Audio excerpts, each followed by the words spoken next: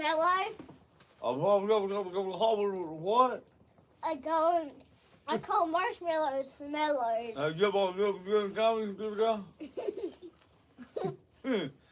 You sound like a chipmunk trying to talk. Jaws full of peanuts and whatnot. Hey y'all, welcome back to Spirit of the Outdoors. Another episode live from Mississippi. We're out here on the back porch. Tonight we eating stew. This is, I think, day number 7 that we eating stew. No, I'm kidding. But we ain't had no luck deer hunting, so we're gonna have potted meat and crackers. Mm-hmm. What we cooking? Smellos. Smellos. Mm-hmm. Oh Lord, no. That I call instead of marshmallows. That boy's full of it. Y'all hear me? So anyway, I'm gonna bring y'all right over here. Let me lift y'all up for a moment. Y'all like to be lifted up? Yep. Be lifted up. Oh, I got the grill lid over here. I might ought to bring y'all over here where you can look on it, huh? You don't have no idea what we're cooking with. My hand in the fire. We got 2 tenderloins and the tail end of a backstrap on there with some bacon on it and seasoned it up with some picking and grilling. And we got it going low. I ain't put a lot of charcoal in there. We just letting it cook. But while I got y'all on, I'm gonna shut the lid. It is to not let the heat out right yet. Brody's desperately wanting to get over here where he can stick his nose off in that grill and smell that meat while it's burning. So he's got him a chair. Won't you turn that chair around the other way with the back at the fire, since you're gonna climb up there. So what I was gonna do right now is I got some boudin right here. We're gonna put a scald on. My wife, she went down to Louisiana day before yesterday. Was it yesterday or day before yesterday? Uh-huh. One day anyway. She went down there and when she called, she was in a little old town down there called Baton Rouge. Y'all ever heard of it? So I told her, I said, if you're down there, find me some boudin. So she went by and some fella named Jerry Lee. Y'all ever heard of him? We got some Jerry Lee's boudin. I have had some before. My cousin had brought me some. It's very good boudin. So while she was down there, I said, go by Jerry Lee's, get me some boudin. So this little old pack of boudin, I mean, they proud of it now, but Hey, Dad. we're going to see if it's as good as I remember. Dad. What, son? What? I wanted to look at the You wanting in that grill bad, ain't you? All right, so this is what we got right here. I'm just going to lay this on there. Yeah. Right like that. Now I saw the meat. Is that all we need to cook? We ain't going to cook all of it. We're going to save some of it for hard times. I'm going to put it back over here in my refrigerator. You don't get burnt over there fiddling around with that chair.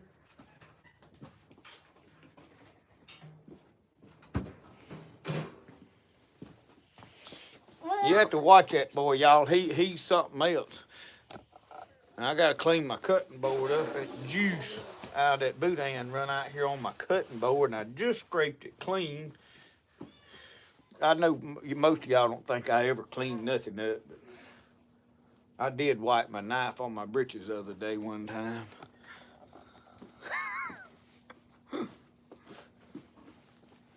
I took that cutting board down yonder to the knife shop and sanded it good, and then I went back on it with mineral oil. It had set out here till it had gotten real dark, but it has soaked oil down into there. So when I sanded over them grooves, as you can tell, they really dark, but I sanded that joker. I'm talking about sanded it. And so then I went back over it with mineral oil. So I don't cut on that one a lot, but I like it laying over there so I can lay meat on it, and if I need to, it just works, and it fits right there good. So I use this big one over here, but I need to re-oil it.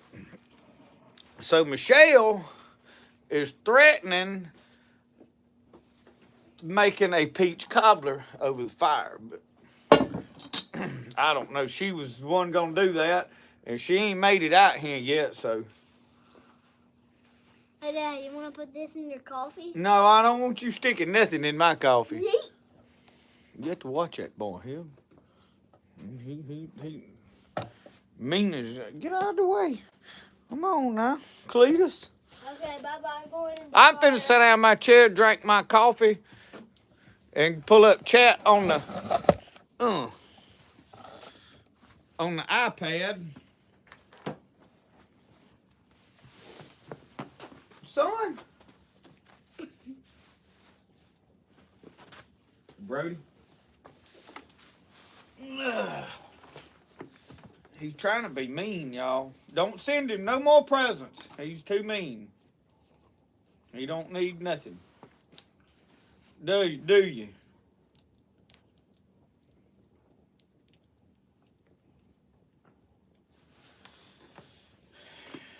I'll put it in your coffee.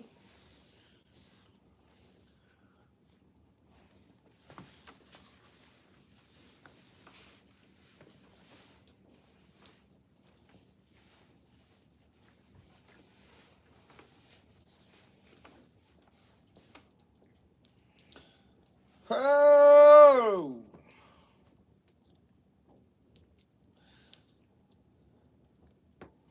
Where do you get DJ Boudin? So first and foremost, it is good to see all of you tonight. Sit down. Sit down. You can't read no way. He won't do his schoolwork, so he can't read.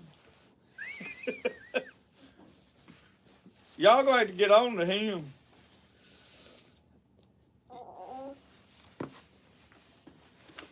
That feels good. The Christian Outdoorsman said he just ate potted meat and crackers. They ain't a thing, right? I tried to get Brody to eat some viennies earlier today. He was hollering he was hungry. I said, well, I got some viennies, and I eat a can, and he didn't want no part of it. Greg said it looks cold in Mississippi tonight. It is about 45 right now, according to that thermometer over there on the wall. So it is a bit chilly. Obviously, we got a big fire going. I don't know if I showed the fire, but we got a fire rolling out here. And y'all, the fireplace is drafting very well. I have not had any trouble with it. I mean, it's a little bit of smoke comes out some. Thank you, Miss Alicia Stringer. A little bit of smoke coming out, but not near like it used to do. So the few improvements I made has helped a lot.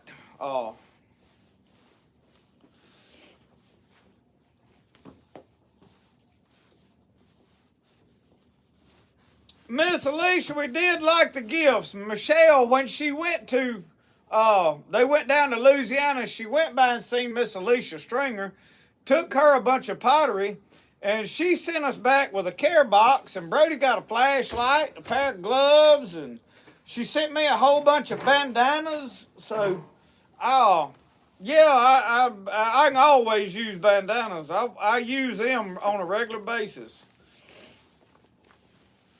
Brian from Poverty Hill, Mike Culpepper, John Culpepper. Do you want to do this? Good to see all of y'all. Uncle Sasquatch is here. Mr. Jimmy Sullivan, I'm going through people I recognize and see. Lord, everybody up through there, I know all of you. I'm going to get in trouble. Mike Reed, good to see you tonight, my brother. The Presley Girls is on. Good to see y'all tonight. Thank you for joining in with us.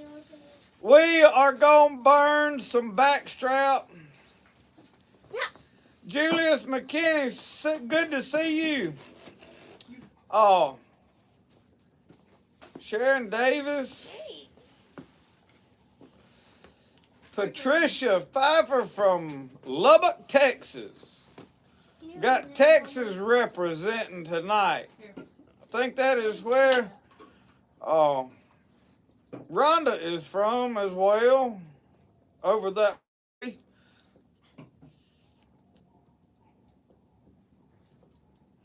So anyway, we hunted a little bit this week. Probably hunted too much. I am struggling to keep up my knife orders because it's hunting season, and I'm trying to get situated down here. We are not seeing a lot of bucks. Nobody I talk to is in our general area. Whenever I say our area, I'm talking about people I immediately know that's in 50, 75 miles of us. It gets different, the further out you get. Brody, stop running before you knock my camera over. Stop. But nobody's seeing any bucks. Everybody is seeing does come to their feeders, and the reason I think is we didn't have any acorns last year, so everybody got spoiled. All the bucks showed up on camera earlier in the year coming to feeders and stuff, food plots, whatever. This year there's so many acorns that it's going to be a while before they come to feeders. The does are coming some, but not hard and heavy. So I walked around this week and scouted some and looked for places that I could hang my bow stand on crossings and stuff to where I want to bow hunt. I got me a deer with a 308 yesterday evening over here. And I want now to, we get 5 does in Mississippi and 3 bucks. So we've got so many deer, I want all 5 of my does, but I don't want to shoot all 5 of them with a high-powered rifle.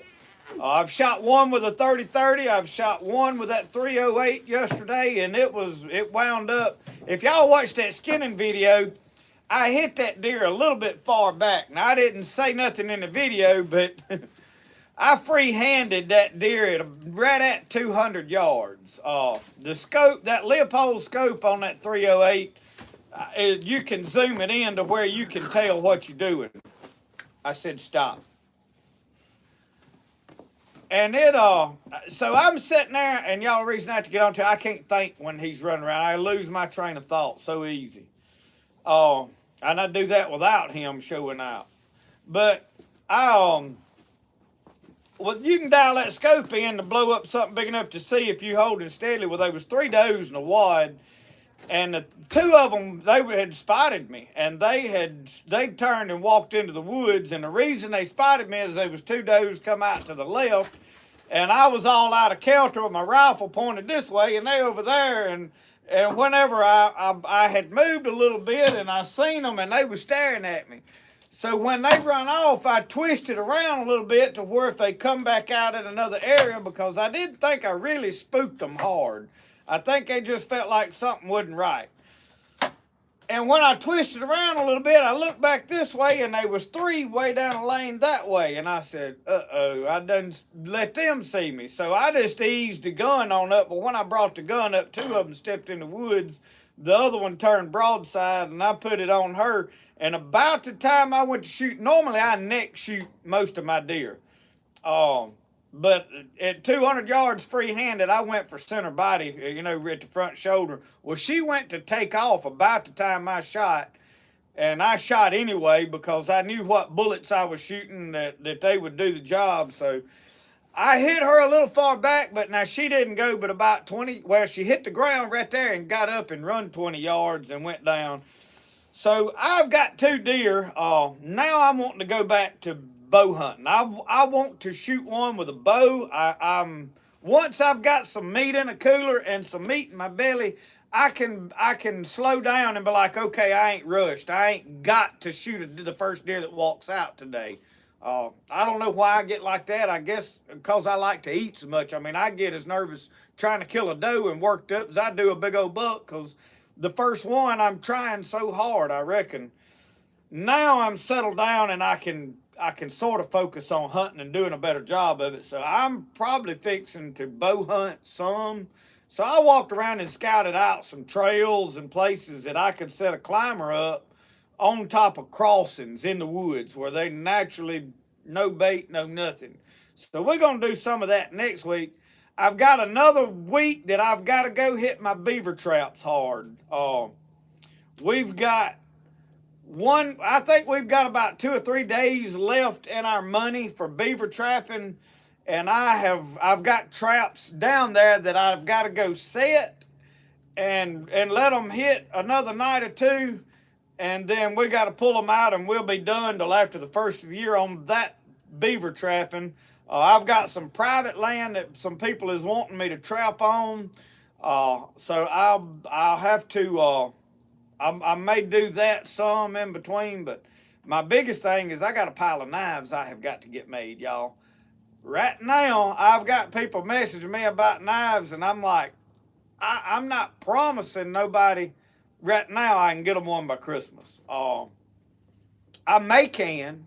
And closer to Christmas, I may be like, okay, I can get about 4 or 5 more before, I don't know. But right now, I'm not going to promise somebody because I don't know what life holds. I thought I would have had a lot of what I'm doing done, but I'm still working on them. So, are you ready to do this cobbler? Yeah, y'all ready to, y'all want to see Michelle put a cobbler together? We're going to do a cast iron Dutch oven cobbler over the fireplace. Hey, that's money. Drink my coffee before it gets cold. All right, we're going to try to do this as painless as possible. I didn't have enough peaches, so I found Justin's last Diet Mountain Dew in his cooler. What you going to do with that? Put it in here with this. You going to pour a Mountain Dew in the peach cobbler? Mm-hmm. Now, hand, that's a new one on me. First, I only have 1 can of peaches, but I added some frozen strawberries in there. So we're going to pour this can frozen strawberries of peaches. And a can of peaches in heavy syrup, or? It says in light syrup. I usually get heavy syrup, but we just probably grab. We're using what we got. If I go to the grocery store and it's chaotic in there, I can't think straight, and I grab the wrong thing every time. My anxiety goes through the roof in a grocery store. Don't ever go hungry. That's a mistake. And then, I'm not going by a recipe. I'm just doing. We just pour that cake mix in there. I remember doing this. But this is what I'm going to do instead. Because we didn't have as much juice. Diet Mountain Dew make anything good. Except me. Makes me fat. My neighbor up the road, he told me, he said, them diet drinks will make you fat. I said, really? He said, yeah. I said, how you know? He said, you only see fat people drinking them. I'm not going to pour all of it in there. Well, sir, we'll have to drink the rest of Brady that. wants the rest of it. Oh. And then the microwave. You gonna put brown sugar? Yeah, what you want to do, warm that up and melt the Well, butter? I was going to, and the microwave started acting crazy. It started, I don't know. Did you take that fork out of it? Who put a fork? I didn't have a fork in it. Set that bowl on top of this grill behind me. It'll melt it. I don't want it to bust my bowl. How much of that boudin did you want to cook? Not the whole thing. Well, I didn't put but 1 link on there is the reason I asked. You may want to open it up and set it inside. No, my bowl will break. It ain't that hot in there. It's barely over 150 degrees.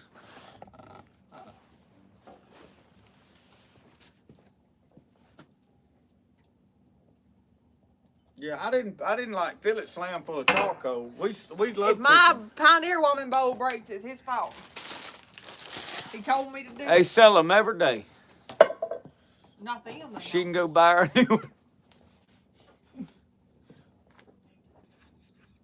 I may need to add some fire to that thing. I'm supposed to get some brown sugar.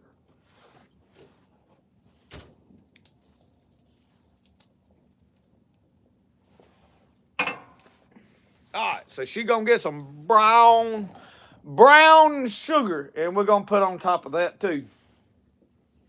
So what we're gonna do is we're gonna hang this on that crane over the fire. Now my fire is jacked up a little more than it was when we used to do this. Y'all know we did a couple last year. In fact, I did a fig cobbler. Y'all ever had fig cobbler? if you remember, I'm trying to back up where I can see myself in it. Last year, I had canned some of my own figs a couple of years ago. Now, we didn't have no figs last year. This past year, we had some figs. I never put any up. I eat them fast as they got right. But, so anyway, I had made a fig cobbler out here a couple of years ago. I'd never heard of a fig cobbler, but I thought in my mind, I said, it's got to be good because as much as I like figs. So, and it was, but now you got to like figs. I made my own corn syrup and poured over them, and then we canned them. I can't even remember how we canned them now. We just kind of went at it with no like definite recipe.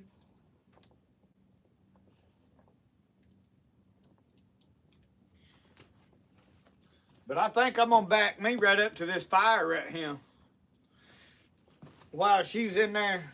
Oh Lord, I don't know what I did, boy. I made a mess out of what in the world? I opened something up I didn't intend to.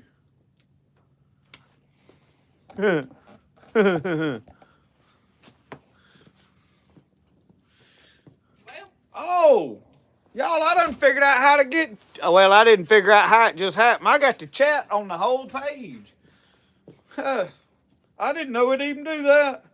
Now I ain't sitting here, I need my spectacles on. We're going to admit the brown sugar because I can't find it. Can't find the brown sugar? No. I know right where it's at. You entertain them for a minute. You had my brown sugar? Well, I put it in the pantry the other night when we cooked them taters. Y'all seen that little short where I put that maple syrup on there? We had some brown sugar. I stuck it in the pantry. It stays in the pantry, but he stuck it somewhere that I can't find it. It's just like when I'm hunting ketchup. It wasn't where it was supposed to be. I'm trying to read the comments. I guess I can read them over here.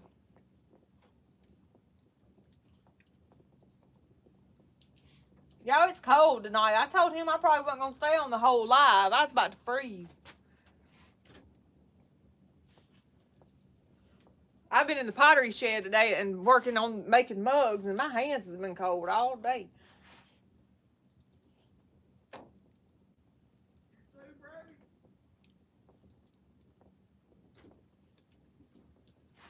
We're going to see how this turns out. All right, here's you. Brody done went and piled up the bed and bogarted the television. Yeah, I know. He cut my show off. That boy can take over a TV before quick now. My dipper's not in here, so we just gonna pour it in there. Larry said his neighbor shot 2 deer. So is everybody got them some fresh deer meat this year so far? Mike Reed said we still have 4 inches of snow. I was watching Ryan Hall today. He says that next Saturday is going to be forevermore frigid cold. So we will most likely do live from Mississippi indoors next Saturday. If the weather holds up like he says. And Ryan Hall usually pretty close. Letitia, we are near Philadelphia, Mississippi. We're about 15 miles out of Philadelphia. We way out in the county, but we claim Philadelphia.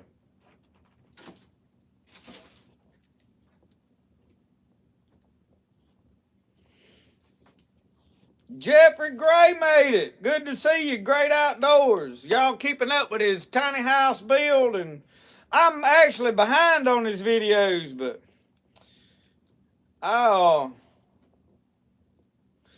Mike said roadkill is what he's eating. They ain't not well up there where you at with 4 inches of snow on the ground. It ain't rain, I can promise you. If you find one on the side of the road, it ought to be good. It ought to last about 8 or 10 days laying up there on the side of the road. I'm gonna go ahead and pour this butter in there.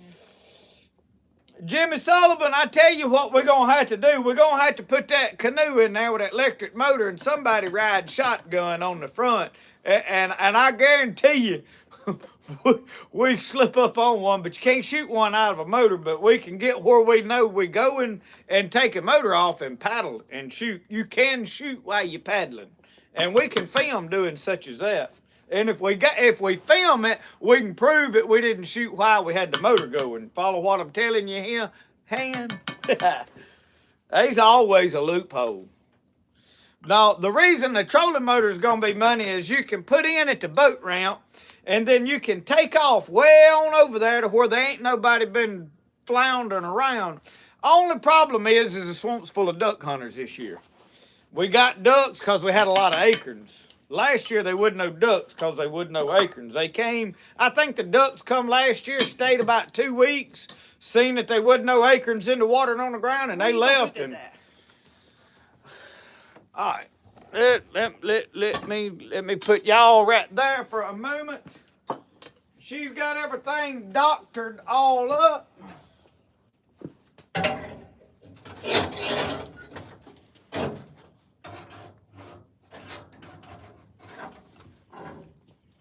Boy, it's gonna get hot fast. That's what I was thinking. It's gonna burn it up. Yeah. Well, we ain't got no coals to pull somewhere to put. Well, let it get.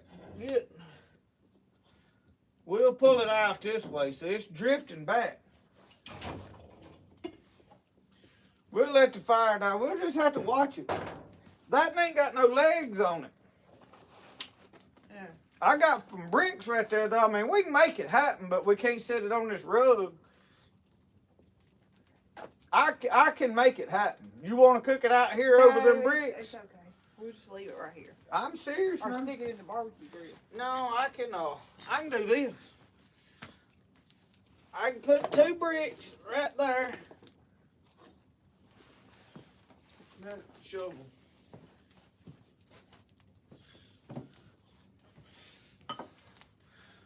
Let me pull y'all up here. Y'all watch what I'm doing here. Because it may not happen but once.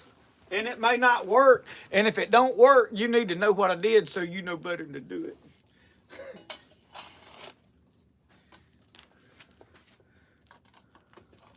So that's rocks right here I have put. All right, I'm going to be smart about this. Which is rare for me. I'm going to put these leather gloves on. Come here, Lucky. Because I may have to grab them bricks or that pot or that crane and no telling what. And the problem with me is I'll grab it before I think about it. And then jerk your hand back and go, y'all make that sound when you burn yourself?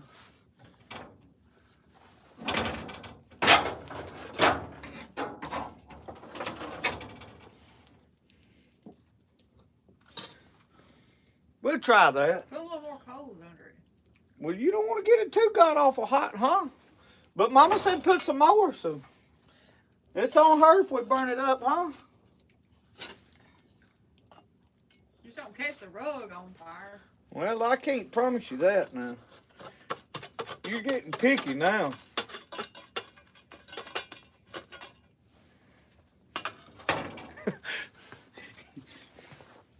I got one more brick. We'll put it up there to keep coals from rolling out on the, that's redneck right there, ain't it? I like it.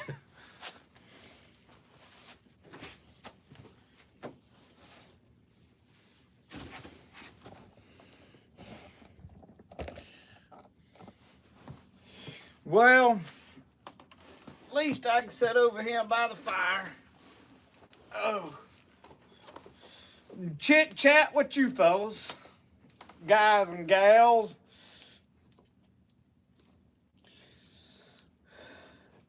Mike, I'll put some on top. Let that thing rise a little bit and we'll put some on the top. I was supposed to put some on the top. Now? I thought it needed to cook for a little bit. When you baking it in the oven, when do you turn the broil on I don't to ever start? turn the broil on. Well, that's just heating it from the bottom. Because our broil don't work. Put a little bit on top. Just a little bit, not a whole big old scoop. Not a whole big. Well, see, this one ain't got the ridge around there. You have to put it right there on the very top. That's too much. Oh Lord. Well, you know what's gonna happen? What?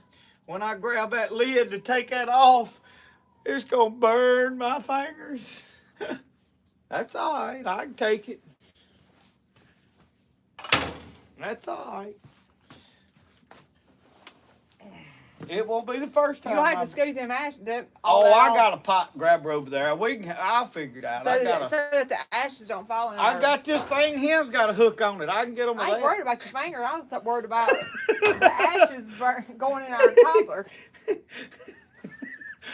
She wasn't worried about my finger. Didn't care.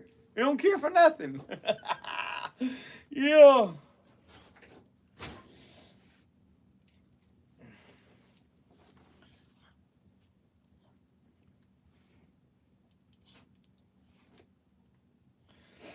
I've got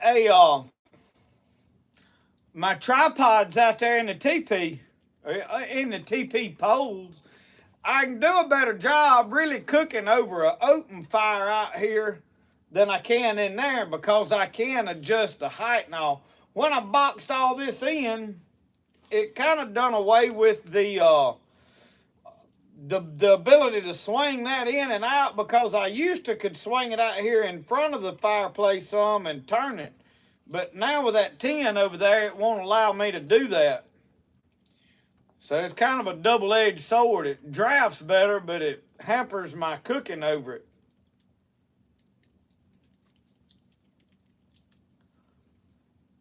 We'll find out what happens here in about an hour. 45 minutes or something. I hate these hooded sweatshirts. They get right up under my neck and I feel like I'm being strangled.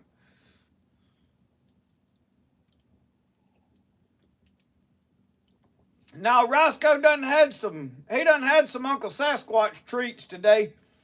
It's done got to the point, if we down there in the knife shop, I can ask Roscoe if he wants a treat. And he knows over there where I keep them, and he'll go over there to that cabinet and sit there and stare at it, waiting on me to open them up. He knows where them treats are. Mark said, what is your favorite brand of coffee? I really don't have one, if you want my honest opinion. Right now, I am drinking Folgers Black Silk. And I think it's a tablespoon. I put a heaping, piled up tablespoon per 2 cups of water. Now, that's 2 cups on the pot. So if I put 8 cups of water in there, I put 4 big scoops of coffee, and it's a tablespoon scooper. And I just kind of pile it up and dump it in there. So I know there's some people that like a coffee on them just black. I don't like it too strong. There's a point where when it gets too strong, I want it strong enough I can taste it. But I'm going to tell you what's the best coffee, and it ain't brand. I have learned if you'll go buy you a gourmet coffee from one of these people that roast it themselves, and when you buy that coffee, those beans were roasted like yesterday or that day or maybe 2 days before, it's 10 times better than if you go buy it at the grocery store that it was roasted way off somewhere and shipped in there. And a lot of people know that, but there's a few people that don't realize that. And that makes all the difference more than brand does. But Jeffrey done run out of cream. I know you didn't fool around and run out of creamer on us now. Michelle has to have that creamer. I like it, but I don't have to have it. I drink coffee. I like coffee, y'all. I'll put honey in it. I'll put the hazelnut oil in it. Or I'll put sugar and creamer in it. I can do it. I like it every way you make it, but I normally drink it just straight black coffee is what I normally drink. Blonde coffee has more caffeine than dark roast. I didn't know that. It said Tim Hortons in Canada makes the best coffee. Never had that.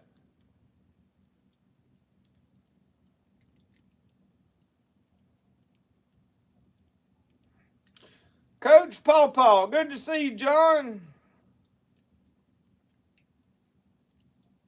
Yeah. Jeff said when I said treat, his dog looked up. You want a treat? You want a treat? Is all of y'all's dogs looking at the TV all wild-eyed, tail wagging, you know, like, treat? What about ball? Look at this little rat come running. Come here. Come here, little fella. Come here. Oh, they want to see you tonight. You gonna simmer down and let them see you? Huh? Here, you want in the jacket? Look. Look. Get inside the coat. You want in the coat? Look.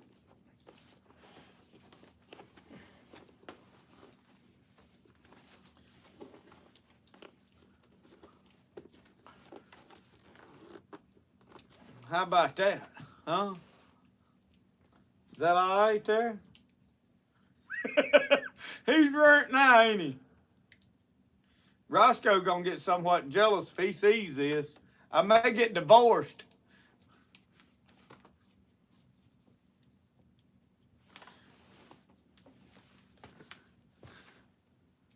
Talk to him, Pup.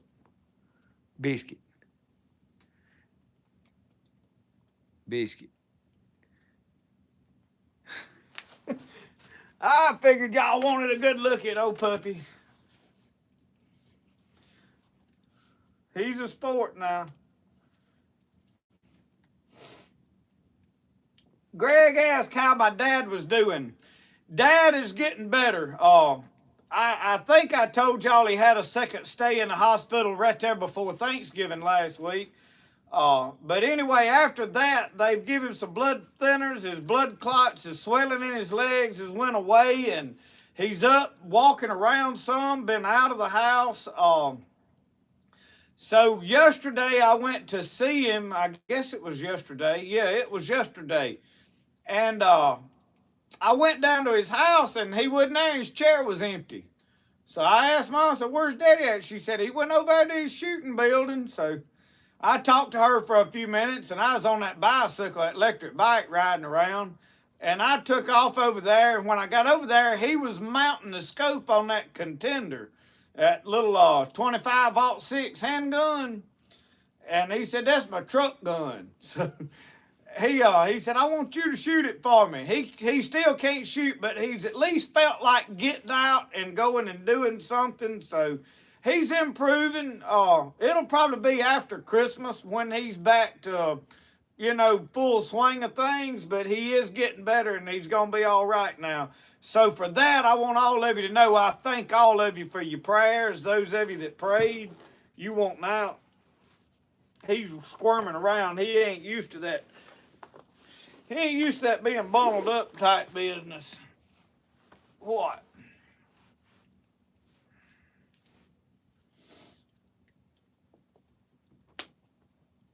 Yeah, Betty, if he was any bigger, he wouldn't have went in there. And he's over there pawing at the door now, wanting in. Let me let him in.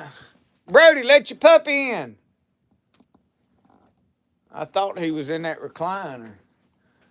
Oh, that ain't him. That's a blanket I saw. Come on.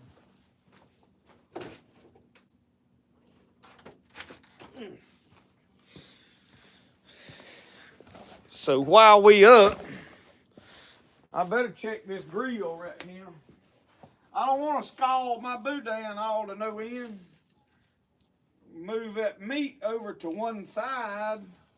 I don't want to burn it up neither.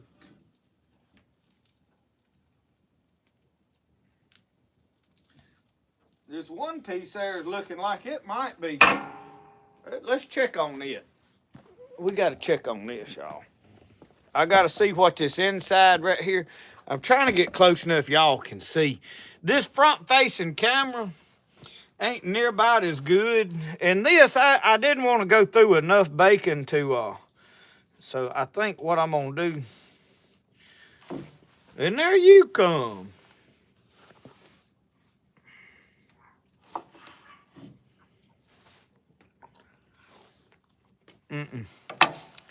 Needs to cook just a little bit more. I thought so.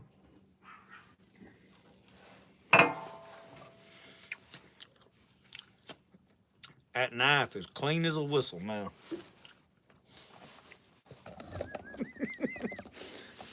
Y'all, I really do be washing it now.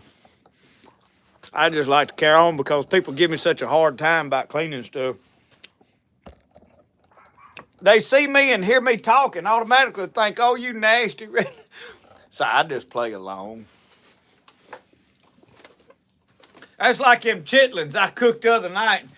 Told them, you know, the only bad thing about eating chitlins, and I love boiled chitlins. I cooked me a pot the other night, and in 2 settings, I eat the whole red bucket by myself. I mean, every one of them. I think Roscoe got 1 or 2. But anyway, I told him, I said, I love to eat chitlins. The only thing I don't like about chitlins is picking the corn out of your teeth when you get through. So, y'all folks come completely unhinged on me about how I didn't clean them chitlins. I did act like I didn't know no better and went on with it. I'll tell y'all, there's one, I like cold weather. I like this time. Watch that pot, Roscoe. Sit. Get in your chair over here. I see you. I see you. I like cold weather. I like it's hunting season. If you shoot a deer, you ain't got to worry about it spoiling so fast. If something happens and you don't find it tonight, you got till tomorrow and it'll be okay. If the coyotes don't find it. A lot of stuff like that. But there's one thing I don't like about cold weather. And that's when you sit down out here to drink coffee before you get through with it, it'll get cold on you. I can get in the morning down there and I can go down there with a steaming hot cup of coffee fresh out of the coffee pot. Get down there in my shop, and by the time I get through building a fire and grab my coffee, it's done lukewarm. I don't know who Luke is, but it's his kind of warm. So I'm finna have to go in there and refill my cup of coffee just to get hot coffee, because I like coffee, but I don't like cold coffee. And these young'uns now, they done got to making iced coffee. My daughter in there putting ice in the coffee and sticking it in a jar and putting the coffee in the refrigerator and all that. I'm like, what in the world? Oh, it's good, Daddy. You ought to try this. I said, no. I didn't try it hot. I know. I know I like it this way. I don't need to try nothing else. It's probably good. I just, you know, I've had it, you know, drinking it hot and it get cold, and I ain't partial to this. Kind of like a lord. You kind of want to just spew it out of your mouth. Jeffrey, I got a handful of Yeti cups in there, but I'm too ignorant to get one, I reckon. What I need is my Stanley thermos cup. It'll keep it warm now. When I leave to go hunting, that's what I usually carry. I can drink it all out of it before it gets cold, so.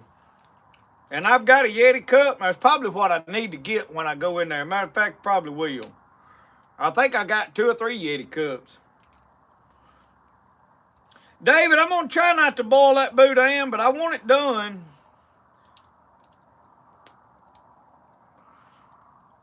Coach Papa said, he said if you burn that meat, it can be replaced, but if you burn that cobbler, it's gone forever. That's true. That's true.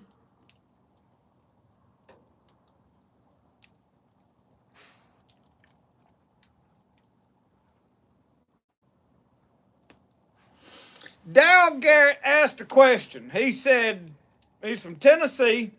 He said, I'm going to retire soon and I believe I want to start a channel. What is your #1 advice? Be yourself. Don't try to copy what somebody else is doing, even if they're doing it well.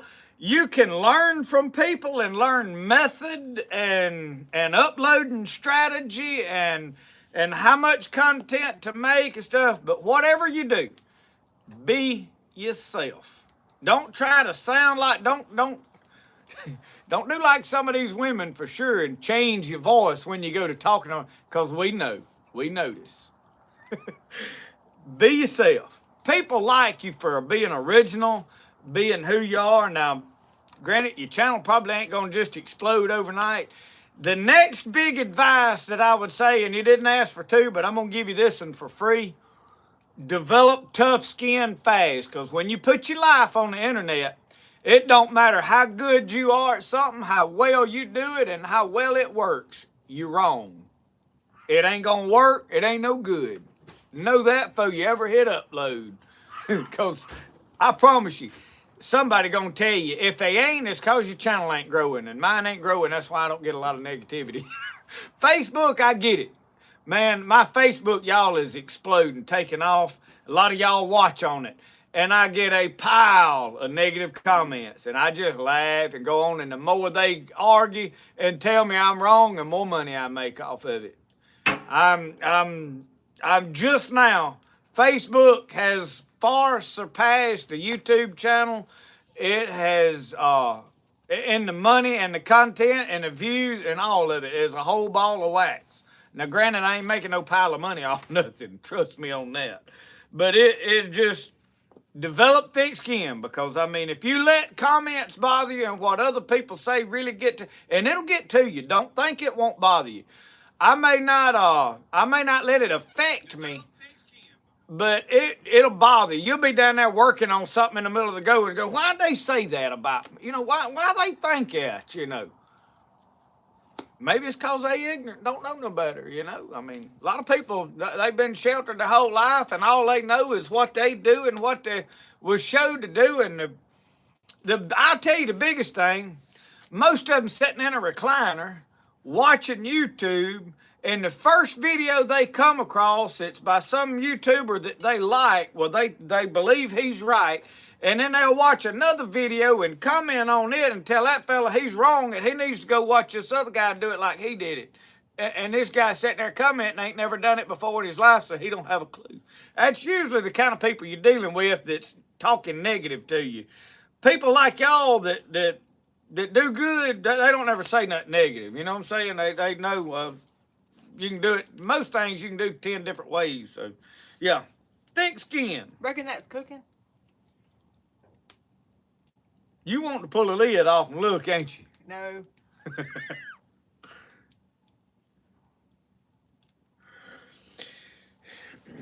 John Culpepper, he said you always need to do something wrong just out of spite so you can exploit them. I'll tell you this. When you do something, it's like me telling them about them chitlins and telling them to picking the corn out of your teeth. I mentioned the one or two way on after it got about 500,000 views that, you know, around here there was an old man that he would pour a can of corn in the chitlins. If they got to eating too many of them and they got to disappearing too fast, he'd ease over there and just pour a whole can of corn in there, and then he'd go, who cleaned these? Why's all that corn in there? And go and the eating would stop. It was over. He'd have all the chitlins he wanted then. And that was part of the reason for making it. But the next thing was when I said that, I knew I'd get a bunch of comments. And the more they comment and tell you you're wrong, the more views you'll get. Because when people start engages in it and they got to correct you, you'll get a whole lot more views. So know that. People scolding you and all that is a good thing. It is a good thing.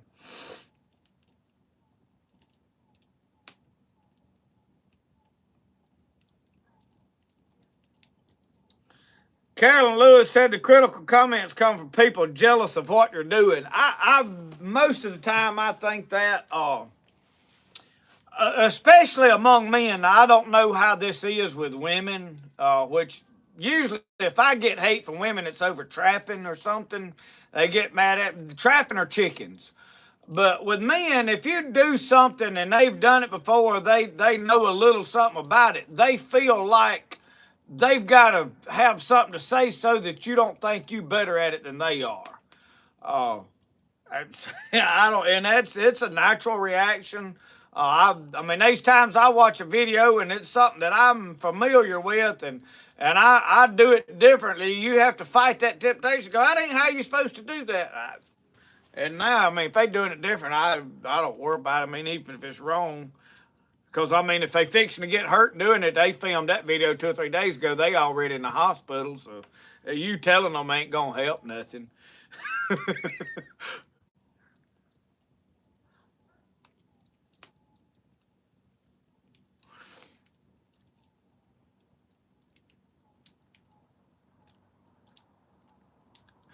Coach Papa said you don't want to get caught putting corn in the chitlin pot. Probably not. Probably not. Unless the best thing to do is you need to have 2 or 3 buddies that know about it, that they, y'all went in on the chitlins and bought, and y'all all know what's going on, and it's all right.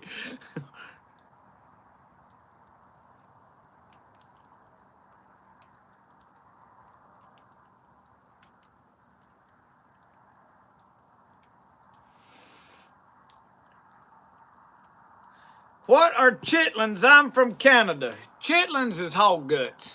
I mean, that's just plain and simple. They come in a red bucket and we boil them, and they ain't no happy medium. Either you love them or you hate them. They ain't no in between. I'm talking about not none. You'll never find somebody that says, oh, they all right. I eat them every once in a while. They either, man, when we going to eat chitlins again? When we going to cook chitlins? Or either, I ain't eating them nasty. I mean, it's only 2 people there are in the world. So, well, I guess there's 3 people, and that's the people that ain't tried them. And usually that's because they on the side of, I ain't eating. If you think chitlins ain't going to be good, they won't be. I mean, that's it, hands down. If you got in your mind that they might be nasty, don't eat them. I'll save you the trouble. I love them. I mean, I really do. I like the taste of them. The smell don't bother me. I'm a little weird, I know.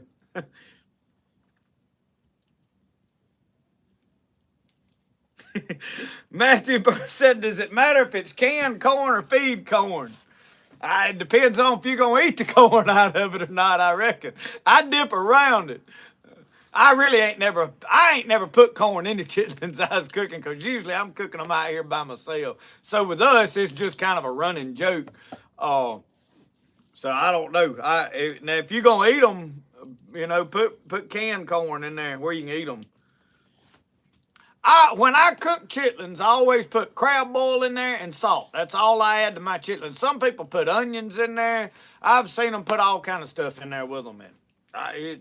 And then after they're boiled, you got to boil them till they get tender. And then I put hot sauce on them and eat them with hot sauce and ketchup. That's just how I like them. Yes, I can eat them without anything. I mean, I can eat them straight out of the pot. But I like them with hot sauce and ketchup, so that's what I do. But a lot of people fry them after they're boiled. I ain't particular about them fried. I've fried them one time because my daddy, that's the only way he'll eat one. And he's like, I can eat them fried, but I don't care nothing about them boiled. So he ain't crazy about them either.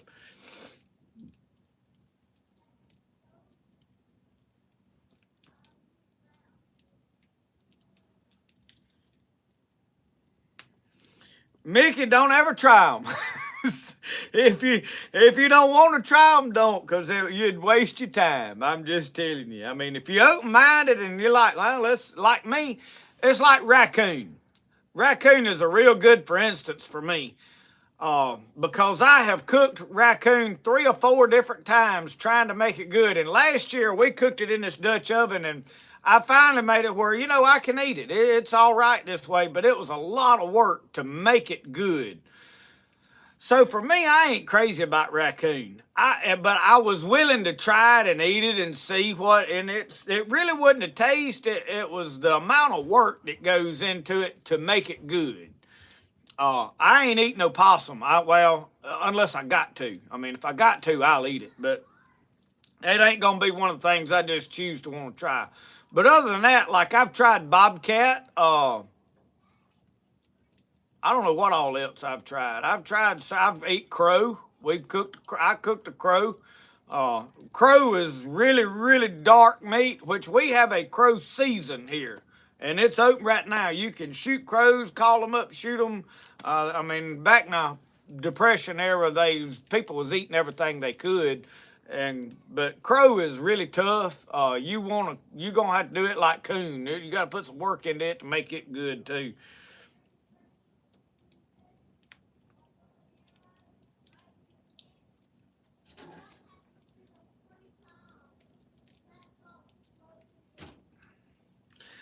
Jeff Claudel, I have never tried liver mush. I don't think I have. I can't see. I have. I have eaten liver and onions. Like we saute it in a skillet and make some gravy with it, and onions and I eat it with rice or mashed potatoes. It's good that way. In fact, I bought some beef liver the other day. Somebody was telling me that the deer liver was good, but there's two sides to the deer liver. There's a soft side and then a more firm side, and that is true. And the reason I know it's true is I normally keep a couple of livers every year for catfish bait in the spring, but I ain't keeping on this year because I got several bags of it in the freezer down there. So I said I'm not keeping no extra stuff because I got plenty of some of this stuff right now. Um.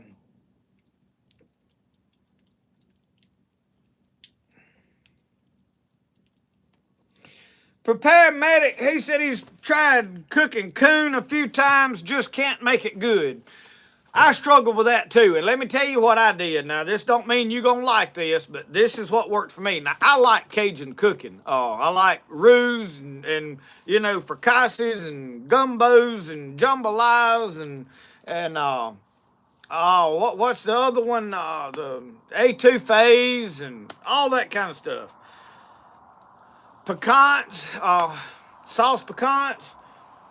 So what I done is you got to take that coon and put him in a pot, and for about whatever hour and a half, so you got to boil it till it starts coming off the bone. Get all the bones out of the pot, strain the water off, take the meat that has fell off the bone, is completely deboned, and put it in this Dutch oven over here.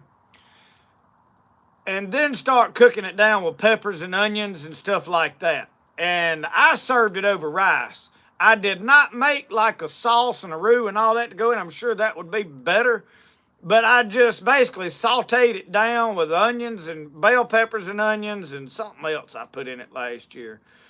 And it was pretty good that way. Seasoned good. I have tried baked with sweet potatoes. I just wasn't crazy about it. It was all right, but it wasn't just good to me. So you might want to try something like that. The biggest thing with it with a raccoon is the musk glands has got to come out of a raccoon. I had in my squirrel skinning video, I had a lot of comments on Facebook more especially about people wanting to know, did I take the musk glands out of a squirrel? I have never took the musk glands out of a squirrel. They're very small. I've never eaten a squirrel that I thought, man, this tastes awful. I've never had that. I like the way a squirrel tastes naturally. We fry them.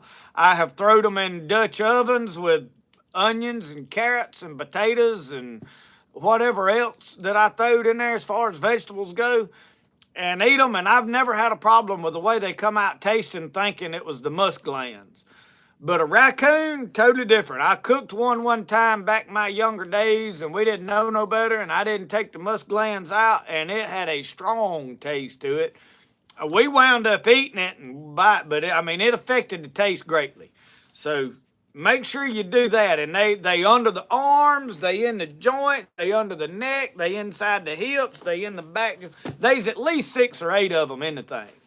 So make sure, and they look like a green, black-eyed pea looking thing, you know, grayish looking color in there.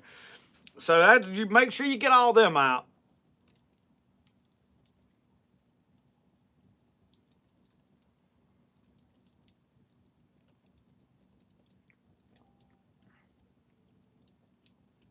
Alicia said probably a lot of us eat crow. Y'all talking about possum and armadillo. That is 2 animals that if I eat them, I'm never going to say what I ain't going to eat, because hard times come and we scrapping to get by. I'm going to eat whatever I got to eat. I'm not afraid to eat anything out there. The Bible says that things are cleansed by prayer. I know there's a lot of people still believe in the Old Testament covenants. I don't know why, because we're not still making the blood sacrifices that were tied to those covenants. But they believe, since we go by the 10 Commandments and all that, so, I mean, if they want to follow it, I don't have no problem with it. If you don't want to eat catfish and whatever else, don't eat it. Don't eat pork. I mean, it don't offend me that somebody don't want to eat it. But the Bible says in 2 Timothy that it's sanctified through prayer. And our saying the blessing over food is what cleanses it.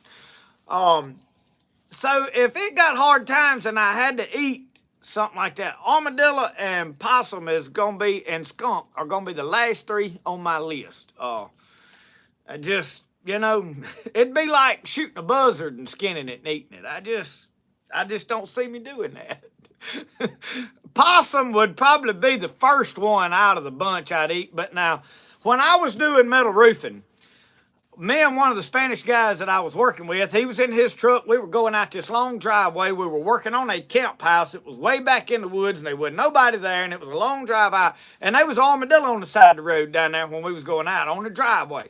He'd stopped. I'm like, what's he doing? And by the time I see a gun barrel go out his window, oh, he's going to shoot that armadillo. I mean, I've shot a bunch of armadillo. If I see one in my yard, I shoot it too. They rooting up the yard, eating all my fish bait. Pow, he shoots it. Well, his door opens up, and he runs out there and grabs it up by the tail, and it's squirming and kicking and doing like this, and he comes over and throws it in the back of the truck, and I open the door. I said, what are you going to do with that armadillo? He said, I'm going to eat. I said, eat it? He said, yeah. He said, it's good.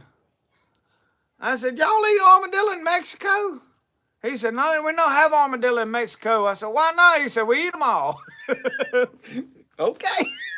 He loved it. I mean, he spotted one, and man, he took it home and cooked it up. And I just wasn't on my to-do list.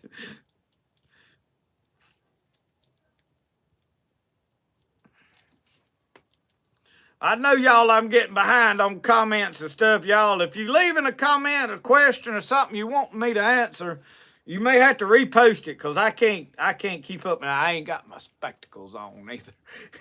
I'm doing the best I can, though. I am trying. I'm steadily. My Guard Pro cameras is going off. I'm getting notifications up there. Kind of worried me. I'm going to tell y'all, them game cameras is addictive. It ain't about hunting anymore. It's like when that notification pops up there, I'm going to have to turn them off. I think so. Because I woke up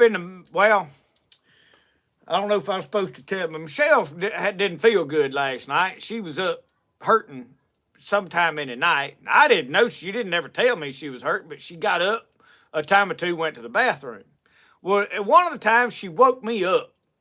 Well, I'm laying there wide awake trying to go back to sleep, and I see my phone, the light lights up on it over there. Well, I had to get out of the bed to go there where it's plugged up charging. Well, I knew what it was, because the only notification that pops up on my phone is the game cameras. And I'm sitting there thinking, I wonder if that's that buck coming in there finally.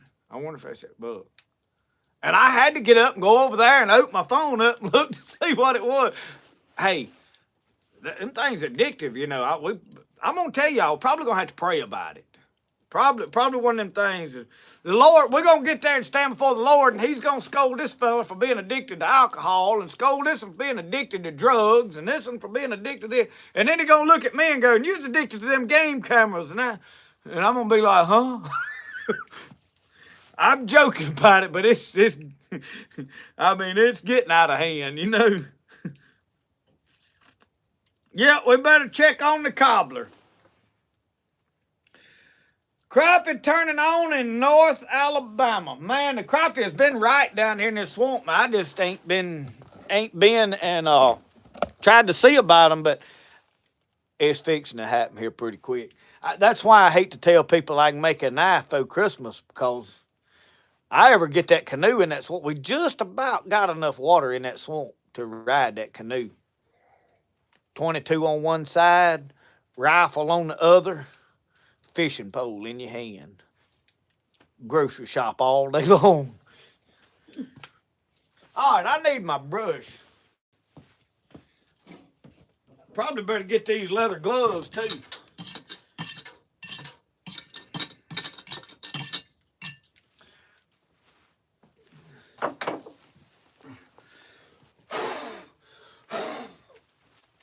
All right. we got that part done. Put these leather gloves on and let's see what it looks like in there. Oh, y'all, it's cooking. It's boiling in there. I see it bubbling. I think we got probably too much fire under there, reckon I need to move that brick. It's a bubbling. Look at it. Ooh-wee. But I think I better put some more coals up here on the top of it, because it ain't browning on the top much. All right, we better put another log on the fire too while we at it.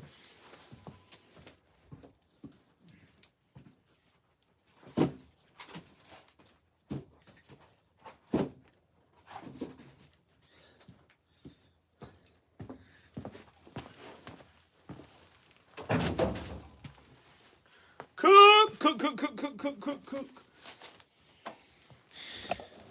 So while we up checking on stuff, we better also check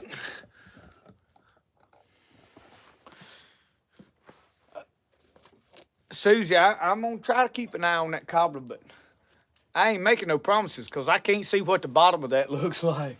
All I know is the top didn't look done yet. Ooh-wee!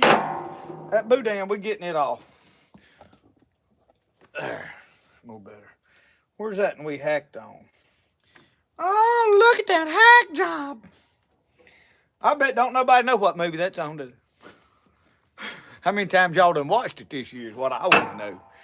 How many times have you heard that very line this year already?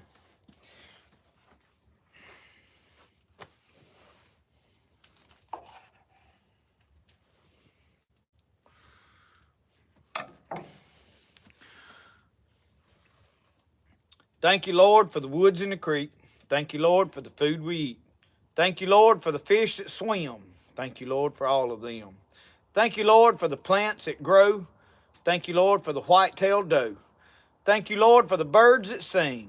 Thank you, Lord, for everything. Amen.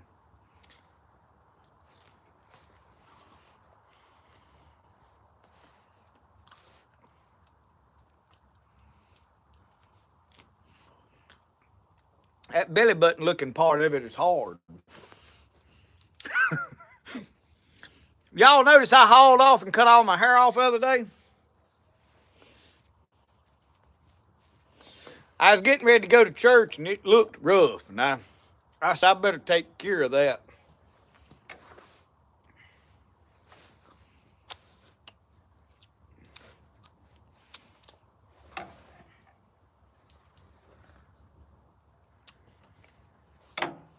Mm-mm.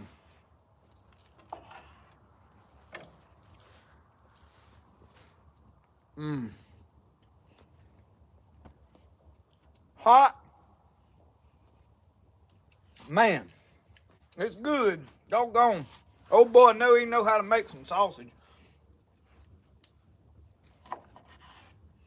Oh, that's done too. There.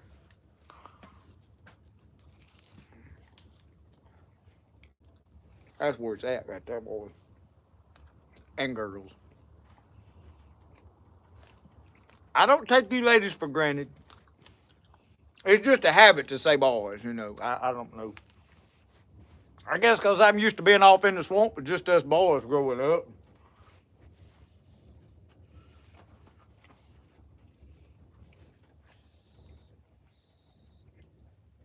Now I don't have nobody to talk to, so I got me a camera where I can talk to y'all. Because I can't shut up. That's why I can't hardly kill a deer. I don't know how to hush. Can't hardly catch no fish for the same reason.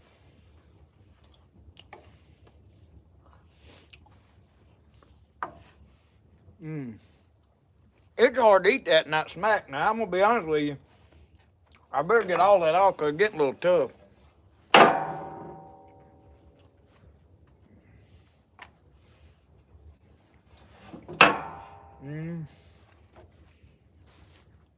Not tough enough I can't eat it, though.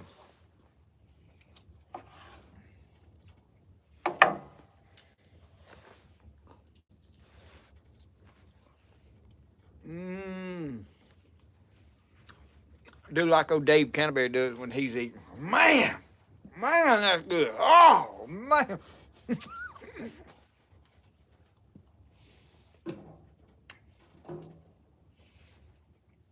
I'm going to have to go get a plate. Get them in there. I'm going to eat that one. You know what? Oh, no. That's that back strap down there. I was looking to see which piece I was eating. This is the back strap. This is the other tenderloin. So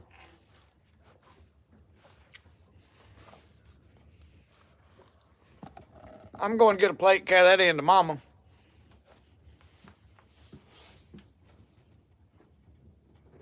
Hey, get you something. Come get this deer meat.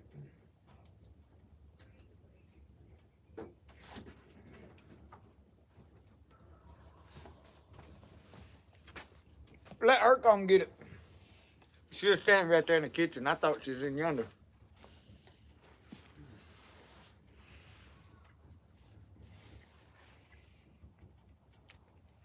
I knew I hadn't been long bought me a brand new box of these Diet Mountain Dews. I had some in my truck out there in the cooler because this time of year the ice will last longer. I went out there and I got one the other day. While I was headed to deer camp or headed somewhere, and I said, I'm going to drink one of them drinks. I don't drink a lot of these. They like a dessert to me. I do one every now and then. That's inside. You ain't got no shoes I on. reached out and said, boy, there ain't hardly any of them things left. I don't know where they go. Is that done? No. Is that done? Well, get your bite and see. That looks like it's got blood on it. No, it looks done. This is what I want. What you want? Just put these two on the plate. Well, that's what I come out here to do.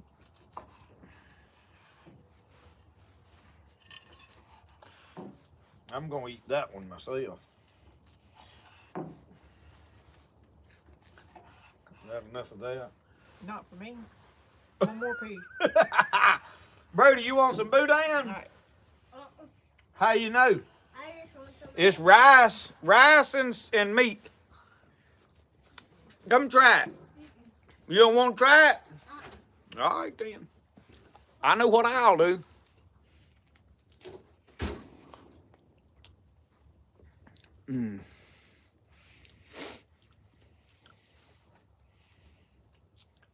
That ain't the first time Jerry Lee's made that boudin. I'm sure of that.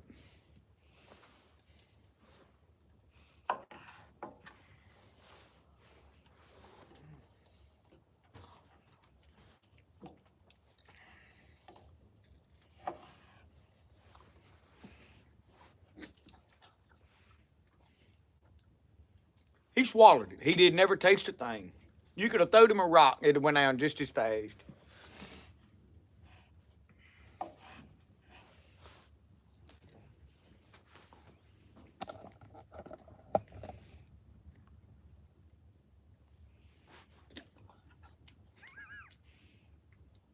You see that?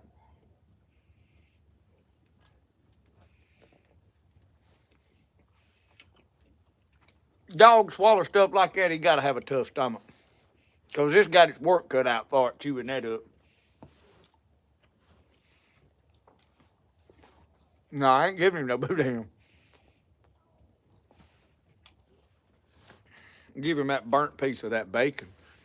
That hard piece. I thought he'd missed that, but he got it.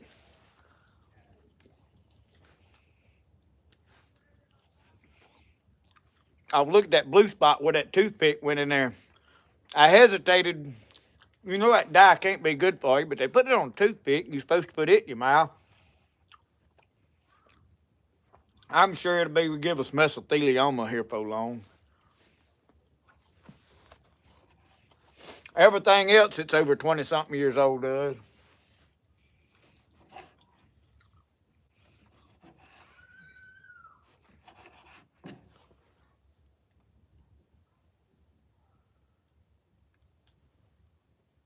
I heard something off in the woods.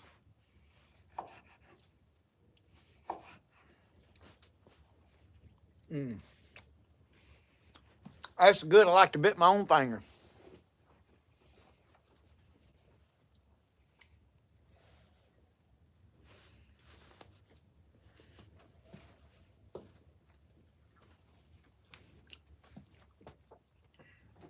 I gotta clean my cutting board off. I think I'll throw them toothpicks in the fire.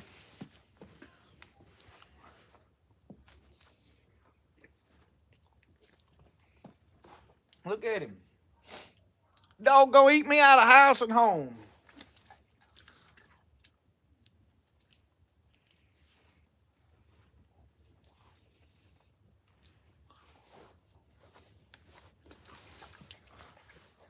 It's all right though, I love him.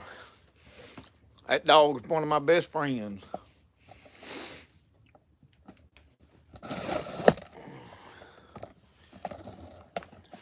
I am gonna have to go get me some more coffee though here shortly. Let me turn y'all in such a manner you can watch that fire over there burn. And y'all can remind me about them cobbler every now and again.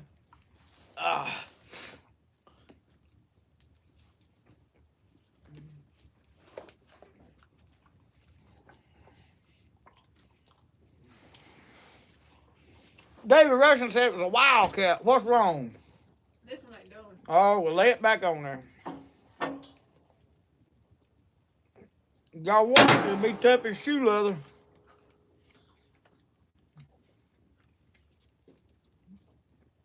Is that undone? Somewhat, not really. The end of it was. Well, Brady's eating the end of it. Roscoe didn't complain about it. That's why I like him.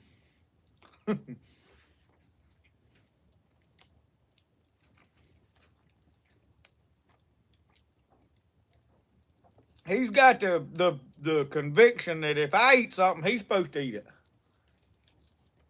I guess that's my fault, ain't it, Uncle Sasquatch? Local life outdoors. Eric, are y'all killing any deer up there? How is the deer hunting in South Carolina? Is the rut over with, full swing? Our rut ain't started. Our rut will start in about 2 weeks probably.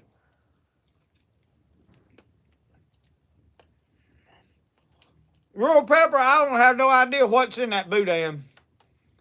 I bought that at Jerry. Well, Michelle was in Baton Rouge and she went by Jerry Lee's place and bought that there. So whatever he puts in it, I don't know. It's good though.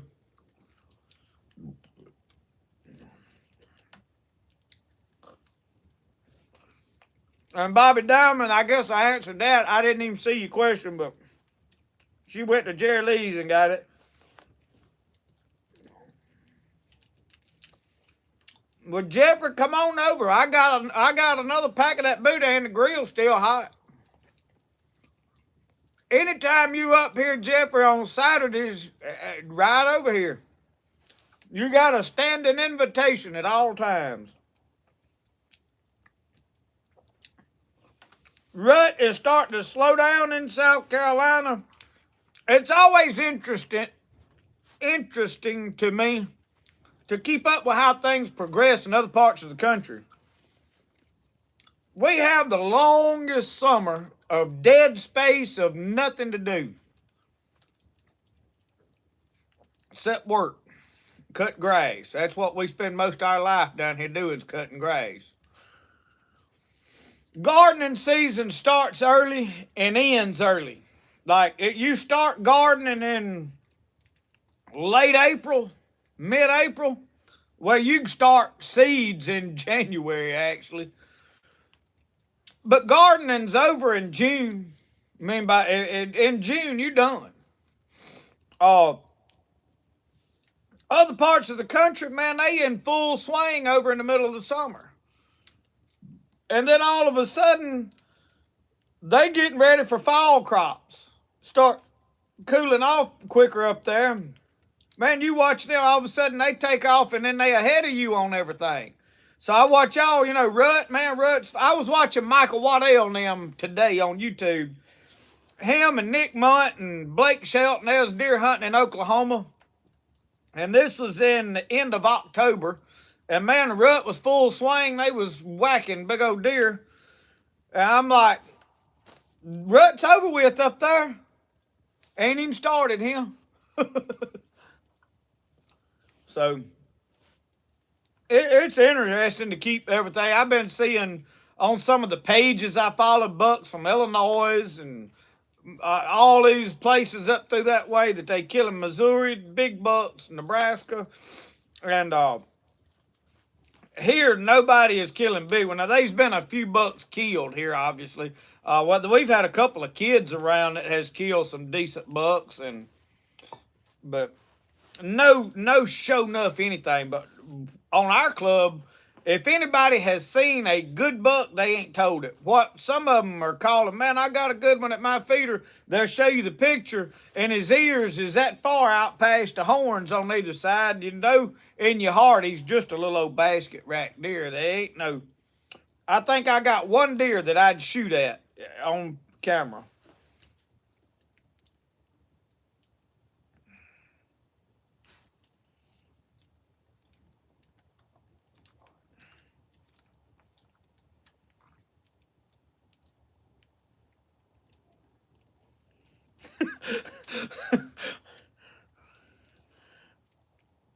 Artist.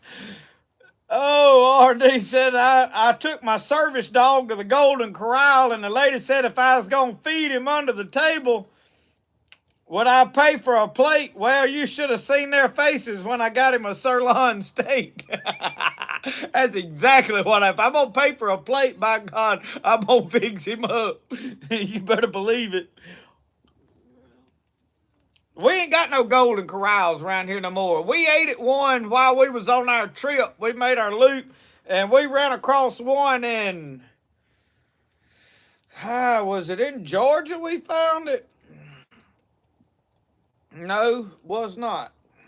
We stopped somewhere and ate at a Golden Corral, and it was the first Golden Corral I had to eat at in forever. Oh, it was good, though.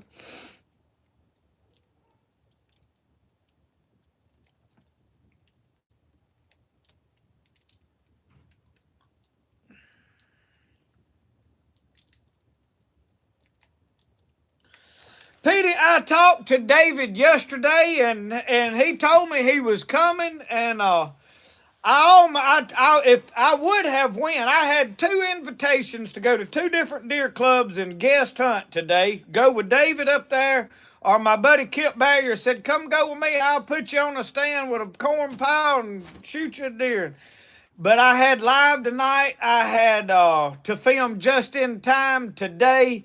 I've got to preach in the morning at our local church at North Bend where I attend. I am preaching the AM service at 10 o'clock in the morning. So I have kicked it in neutral today about 2:30, 3 o'clock. I built Kip a sheath for a buck knife that he's got. And he come and picked it up today, and we talked a while. And when they left, I really hadn't attempted to go back in the shop. I finished 3 knives that I was working on, and I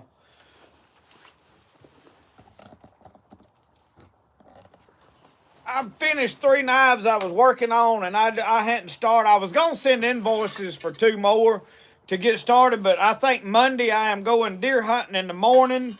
And then I'm going to take off and do beaver traps the rest of the day, and then come back and hunt again the afternoon. But yeah, I'm coming, Petey. I'm coming up there before long. We're gonna have to have a cooking whenever I come. They eat good up there at Petey's deer camp, y'all. The last time I was up there, they cooked steaks. Petey brought steaks, and some of them boys up there cooked them, and they was good.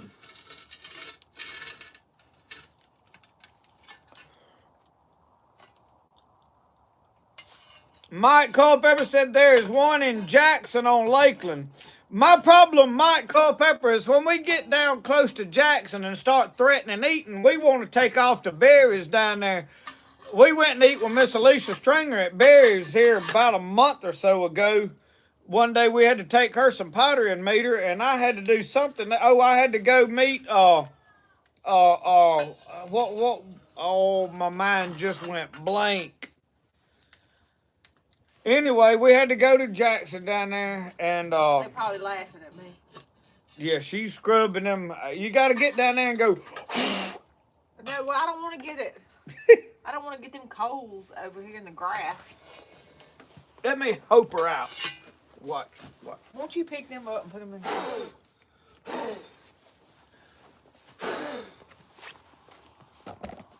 Now. What'd you do with the... Here they are. We got a hook deal somewhere. Where's it at? I don't see it. That? No. I got a... I don't know where it's at.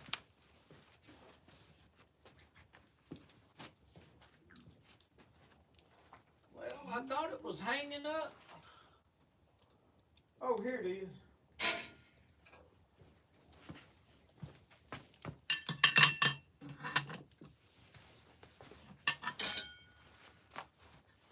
What you thought, Mama?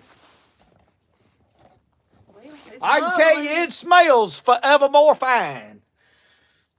I'm going to tell y'all, cold as it is. Put the lid back on. We'll let it cool a little more. Cold as it is. Bowl of ice cream be good under that. I ain't above it. He has had him a bowl of ice cream every night. I have not. Just about it. You don't tell everything you know.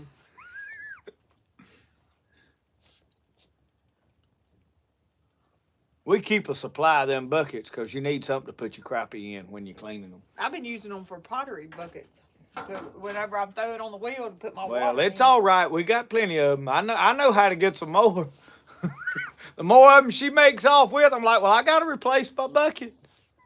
I even kept that Chitlin bucket the other day. But as cold as it's been, I need something It's over here. to keep my water hot. Them Chitlin buckets is a little better bucket than the ice cream bucket. I'll be honest with you. Yeah, but them chitlin buckets stink after all. Like, and soap and water don't get it out either. Don't smell bad to me. Them some good buckets. I told y'all I'd just eat a whole bucket of them by myself the other night. I wasn't joking. I joke a lot, but I wasn't joking about that. I'll put the hurting on some chitlins now. I don't know why I like them so much. I don't eat them a lot. That's probably part of it. About once a year, because I'm the only one here that eat them. JR and Nikki come and eat some with me. I don't know if Nikki ever eat any or not, but me and JR eat them. There ain't but one or two other people that'll eat them with me. So I don't invite them.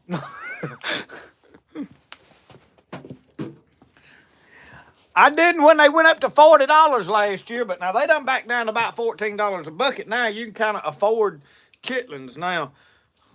Can you entertain them a minute while I go get some more coffee? You gonna go get you some coffee? Well, I really need my Yeti cup or something that'll keep it. That cup done got cold and it gets the coffee cold. Thank you. My Yeti or my Stanley cup's out there in the truck, I believe. It ain't gonna help you. Coach, you know there's a bucket of ice cream in my freezer. I did run out the other day and it's called Brody got in it. Localized, so what is the temp? It's just above 40.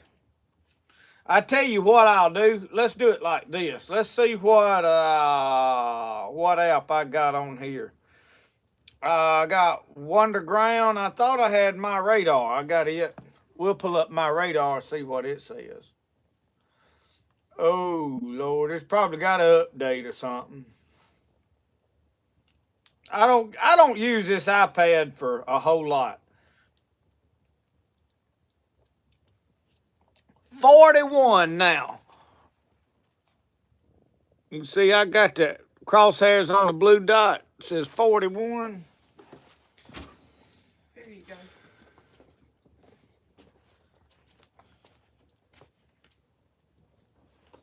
go. Ooh. I was thinking one of them little cups. Anyway. I take your lid off to drink it and then stick your lid back on it. Open Open the door for her, Roscoe. I done learned that drinking through that lid it'll splatter right up in your eyes. I don't know why it does that.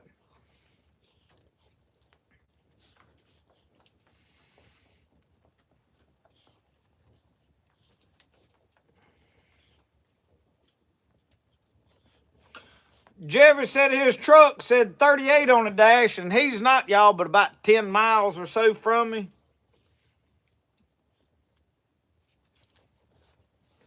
"43 in South Carolina, so temperature-wise, we ain't far apart." Mike Reed earlier said they still had snow on the ground up there.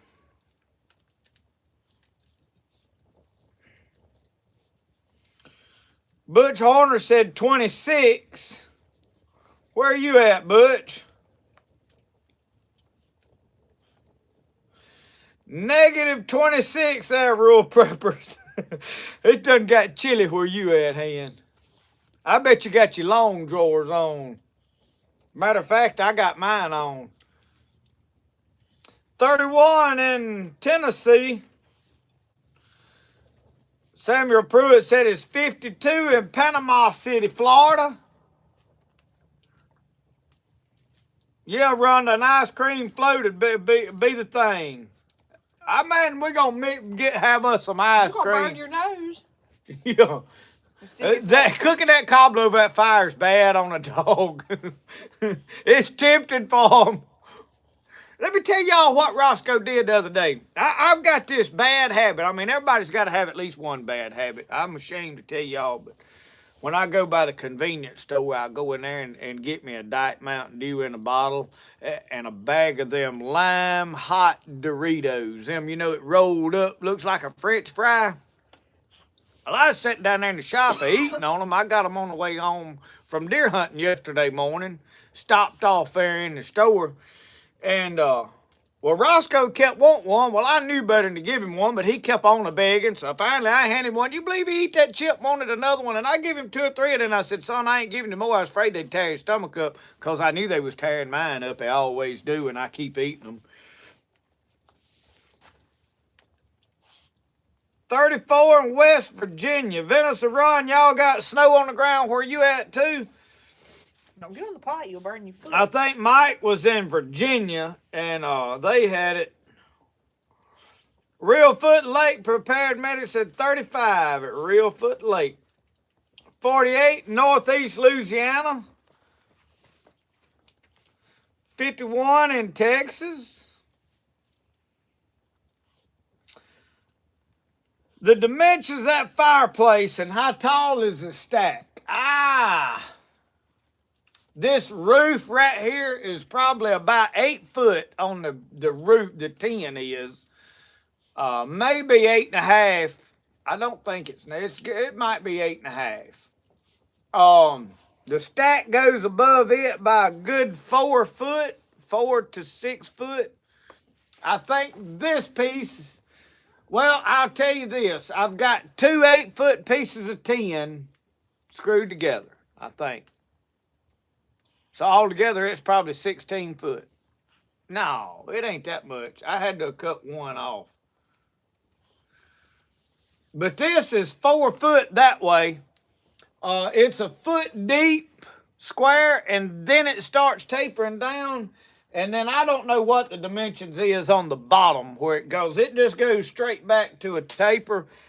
I think it's about 4 foot on the bottom. I ain't 100% sure, so. I'd have to put a tape measure on it to be accurate, but that's a good ballpark. Stuart Monroe said, did I shoot the white squirrel? No. I was deer hunting. I had the 30-30 with me, but I very rarely will even shoot a red squirrel. Fox squirrel, we don't have, well, we got a good many of them, but they're not abundant like the gray squirrels are, so. And generally, they're older and a little tougher, and I normally, if I'm gonna hunt, I just shoot the gray squirrels, but I'm not superstitious, not really, but the old Native Americans said it was bad medicine to shoot a white animal. So The white squirrel, I would never shoot. Now, that don't mean I'm going to criticize somebody else for shooting it. I'd rather they didn't, but I ain't going to scold them if they do, talk, you know what I'm saying? I ain't going to go to talking bad about somebody for the decisions they make. That's between them and the good Lord. But I'm not superstitious, but the Native Americans said it was bad medicine to shoot a white animal of any kind. That was 7 years of bad luck hunting, and if you believe in that sort of thing, that's it. I personally don't, but I still I think that was made up just to sort of protect. Here's my philosophy. They already got a hard enough time making it being white anyway because they stand out here. Now, if they were up north where y'all get snow, they've got a whole lot better chance of making it. Here, we never get snow, so being a white animal in a dark environment, they stand out, so they got a hard time surviving anyway, so beyond me, be it far from me to take their life. Now, if I was hungry and needed one to eat, I would shoot it. I have shot a white rabbit one time, and it was a wild rabbit. It was not a domesticated rabbit that got loose somewhere. It was in the woods, and we shot it, and I have its hide somewhere still. I didn't tan it. I just salted it. And it's in a box somewhere in one of my ammo boxes or something. But that was many, many years ago. Don't get on that pot. It's hot, son. They got coals under it. So, like the piebald doe, little old deer that I saw, I wouldn't shoot it either. And I've got some buddies that, oh man, that'd make a fine ride. I'd do everything I could to kill it. If they did, oh well, I'm not gonna get mad at them for killing it. I don't have that desire in me to shoot it. I filmed it. I got it on camera, and that was good enough for me. I've saved that video, and I can always go back and look at that squirrel anytime I want to on that video. So, I got the trophy that, if I wanted to have shot him, I could have. So, that's the way I feel about it. If you want to shoot him, I ain't going to criticize you and be mad at you for doing it. Oh, I don't know. I'm not one of these guys that I think I got to kill everything because I see it. The otters, when I get in the swamp, if I see an otter, he's got to go. That being said, if I happen to have seen a white otter, I'd have mixed emotions. But the reason I'm mad at the otters is they cleaning my fish up. They are putting a hurting on my crappie and my grunnel and stuff in the swamp. And they have no natural predator. They're running rampant. Nobody traps them. The fur's not worth anything, so they're like the raccoons here. Even the local coon hunters are not getting rid of the coons because they just want to tree them, and then they come back and tree them again tomorrow. And by the time they open the tailgate, there's one right up a tree right there. They ain't got to go far, so it can't be fun no more. They ever were.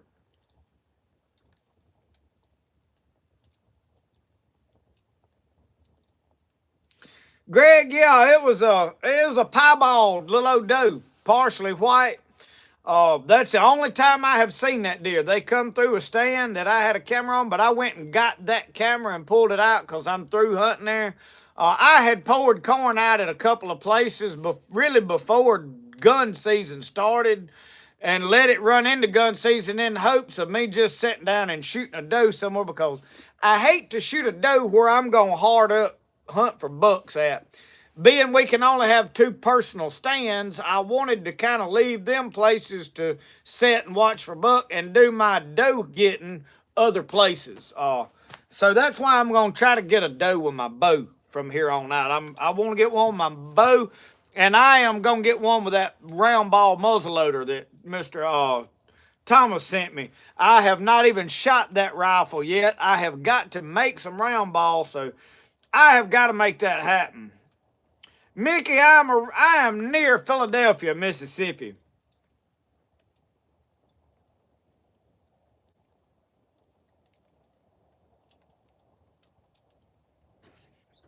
Hey, Dad. Hey, Dad, guess what I'm going to get you Venison Run, I may take a camera with me. I have got one in my truck, and Monday I may take one down there and set it on a beaver job. I was talking to Yop the other day, and he told me, he said, I always put cameras on my sets. He said, because something cool happens. He said, you need that content. You need all that content. And so I've got 4 game cameras, and I may order me another one. The Guard Pro cameras work great for pictures. If you catch something live going on, you can record it. Footage is excellent. But the video that it captures and records natural on its own is like pictures pieced together. I'm not 100% happy with that. So I like the cameras. For me, hunting and doing the deer hunting, they work excellent. They're cheap enough. They work flawlessly. I've had no trouble out of them. The batteries are staying charged. All of that. I just ain't happy with the video footage. And me being a content creator, I'm using that game camera content to promote their cameras, to footage, and I'll just be honest with you, for that purpose, I'm not happy with the video footage. So using one of their cameras on that on a beaver set is really not practical. Rio Link cameras is hands down the best cameras out there on the market. They're a little pricey. They're about $250 a piece. But I may wind up getting me another one. I've out of the cameras I fool with, I'm happier with a Rio Link as far as video quality and it recording video for me.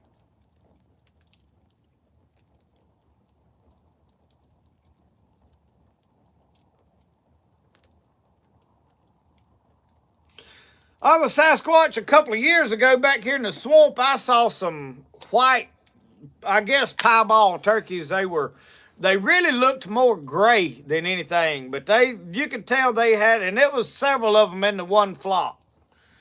But I've not seen them since. Ivy Ward, my church used to live stream, but they don't anymore. We started that in the COVID era, and we did it for about 2 years afterwards, but it caused a lot of problems within our church. The way we were set up, we were taking a phone and putting it on a tripod down towards the front of the church, right in the middle of the church, and had it on the stage where you could see everything going on. But we had the sound where the phone was just picking up the sound naturally, like I'm using right now. And if somebody sat close to that phone, anything they said, the problem we had is like after church, when we closed the service, before somebody would get over there and turn it off, somebody standing there talking would be said something that the whole world didn't need to hear. I mean, they wouldn't have been said nothing ugly by no means, but just stuff you'd rather not, the whole world watching here. So they finally quit doing it. That, and there was a lot of people that would not go down to the front that was sick and ask for prayer because they didn't want to walk in front of that camera. A lot of the older generation, countless times we knew that there was people there that was sick, gonna have surgery that week, and would not go down there and get prayed for because of that camera. So for that reason, they kind of took it out and quit doing it. And I think it was worth it. I mean, if you got people not getting prayed for because of a camera, get rid of the camera. You know what I mean?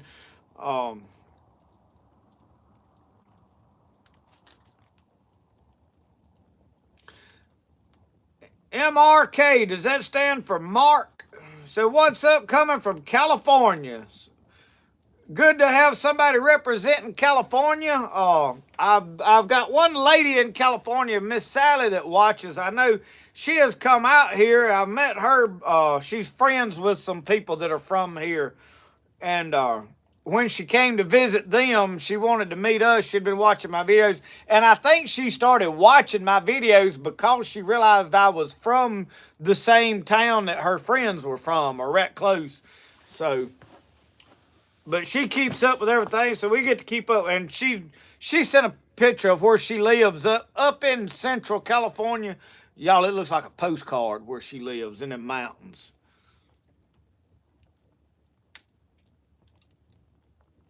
Coach, that's about the way it was here. I mean, some people that camera really bothers them, and I understand.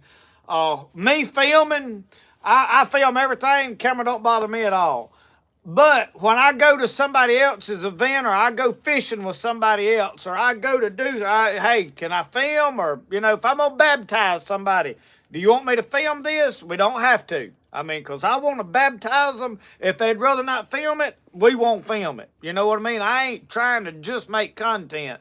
I film the baptism and stuff more as a ministry and to share what God is doing more than I'm trying to profit from the content on that stuff. But anyway, if it's affecting somebody, wanting to be in front of the camera, I'd do away with the camera. I mean, that's my personal opinion on that.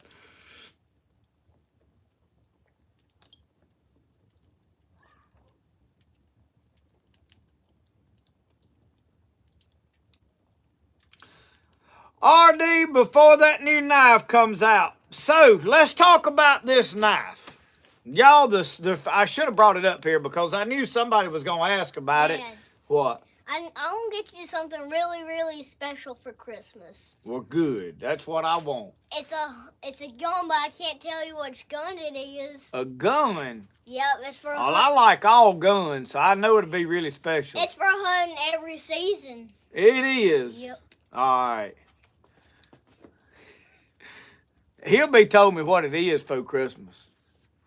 I won't tell you, but you might know it when you open it. When I open it, I'll know it most likely.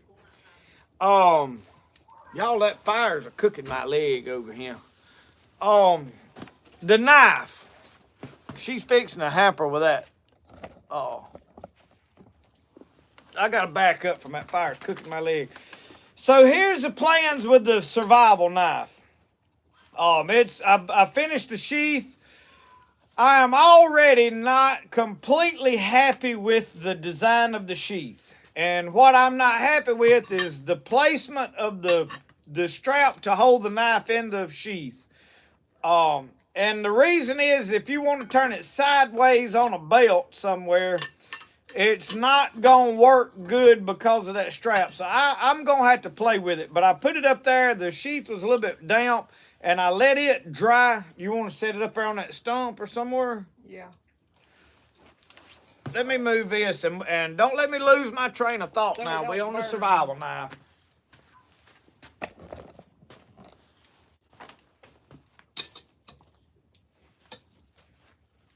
Move that stuff. You want it on the stump? No, I'll put it right here so the dogs don't try to stick their nose. That dishpan needs to go back in. It's got blood and meat in it now. Or, well, I think that's seasoned. Well, I'm sure there's some blood in it, too. I think that's done. It's got to be done. I've been cooking it nearly 2 hours. All right, let me finish my knife story. All right. So, my intentions, my buddy in Alabama, Don Lanier, called me one day and he said, "Have you seen these guys with this spirit bow?" I said, "No, hadn't heard of it."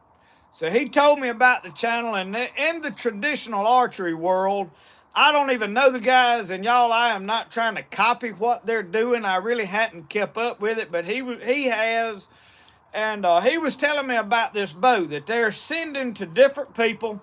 And they're taking this traditional bow that somebody made. I'm not sure who made it. I don't know if Ryan Gill or any of them's involved with it at Hunt Primitive or not. They're the ones, them and Clay Hayes, I know. So I don't know a lot of these other guys that's involved with this. But anyway, they're passing this bow around. Different people is taking it to their channels and filming hunts with it. And it's killed all kind of wild pigs, deer. I think they've fished with, I don't know what all they've done, but anyway, they're taking on a lot of different adventures, and everybody is keeping up with where the bow goes and who's getting it. So if they send it to some channel that don't have a lot of viewers and they go film a hunt with it and whatever they do, a lot of people are finding new channels and it's helping everybody out. Not to mention it's just exciting to see where the bow goes and what's being done with it. So Don was like, you need to build a knife and do a spirit knife and send it around to people. So I kind of blew it off originally, and I said, well, it'd be a cool idea, but I hate to do that. You done burnt that up, ain't you? No, I ain't even been firing. Oh.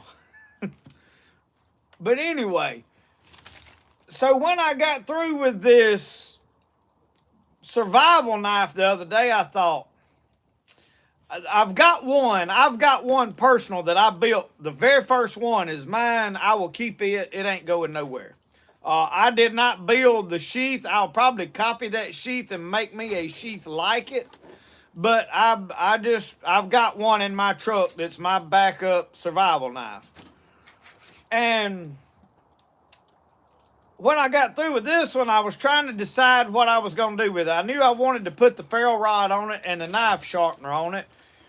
And I know I'm going to put them for sale.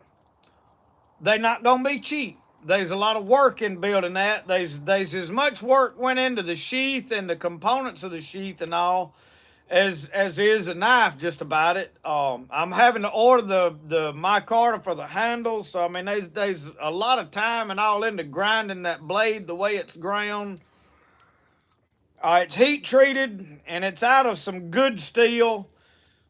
But instead of just saying, okay, I'm going to sell this one knife and jack the price up and still have everybody fighting over it, I want to do something with it. I want to find out if it needs something adjusted, if what other people think of it before I start producing this as one of my knives. So I said, you know what? This will make a good spirit knife. So, first and foremost, my buddy Mike Reed, I have followed Mike Reed since I started YouTube. I found Mike Reed when I was looking for, I don't know if I was looking for how to tan stuff or either wild lettuce videos, something. And I found Mike Reed, and I knew them. Me and Mike Reed had a lot in common. We don't do everything just alike, but we have a lot of similarities. I started following Mike Reed. It's 5 or 6 years ago. Now, I do not watch every video. I cannot watch. In fact, I don't watch hardly any YouTube anymore. Like today, when I was in the shop, I put YouTube on and started watching through some hunting stuff. And I watched several different videos. But now on there, you can't leave a comment when you're watching it on TV. So when I do watch them now, I'm not getting it. You have to back up if you leave a comment on somebody's stuff. And pull it up on the phone to comment. But I've kept up with Mike Reed for quite a while. So I said, fitting, I'm going to send the knife to Mike Reed. He's got a channel. He's been doing some knife making videos and stuff. I lost my chat here somehow or another. And I'm going to send it to Mike and let Mike, which before I do anything, I'm going to get it out here and film a video using the knife. I want to show what I designed each feature of this knife to do, the purpose that I intended it for. Now, once I send it to somebody else, it'll strictly be up to what they want to do with each feature of that knife. It's not like, hey, when I send it to you, you got to do this. When I send this knife to whoever I send it to, I mean, if they want to take it and make a throwing knife out of it, I mean, I don't want it altered. I want it to remain the knife that it is. But whatever they do with it, I'm not going to dictate that. So wherever it goes, they going to use it like it was their knife, like they bought it. And after they make a video, 2 or 3 videos, whatever they want to do, I will share their videos on my channel. Everybody that it goes to, I will share it. I figured these people that get this will share other people's videos as well, because what we're trying to do is help grow all of these channels, help everybody involved, and not only that, but find out, is this knife what we say it is? And so once it goes to Mike Reed, he'll send it back to me. I'm going to be looking for takers that has a channel that wants to be involved and take this knife and go film, if it's bushcraft, or if you're just going fishing and you want to, or if you want to dispatch pigs with it. I mean, you're going to have to keep it to where YouTube will allow the video, obviously. But I mean, if you want to use it for a skinning knife, I mean, whatever you do and you're comfortable with, if you're interested in this knife, reach out to me. Email me at justinpeden@gmail, and we'll figure out what's going to happen. After this knife goes sometime next summer, now I don't know if this particular knife will go on sale. We may auction it off like way on over in the year, but more than likely, I will offer it to some of these people that have used it once we're done. If they're interested, hey, they want it or whatever. But we'll figure all that out then. But at some point next summer, this knife will go on sale. We will come up with a price.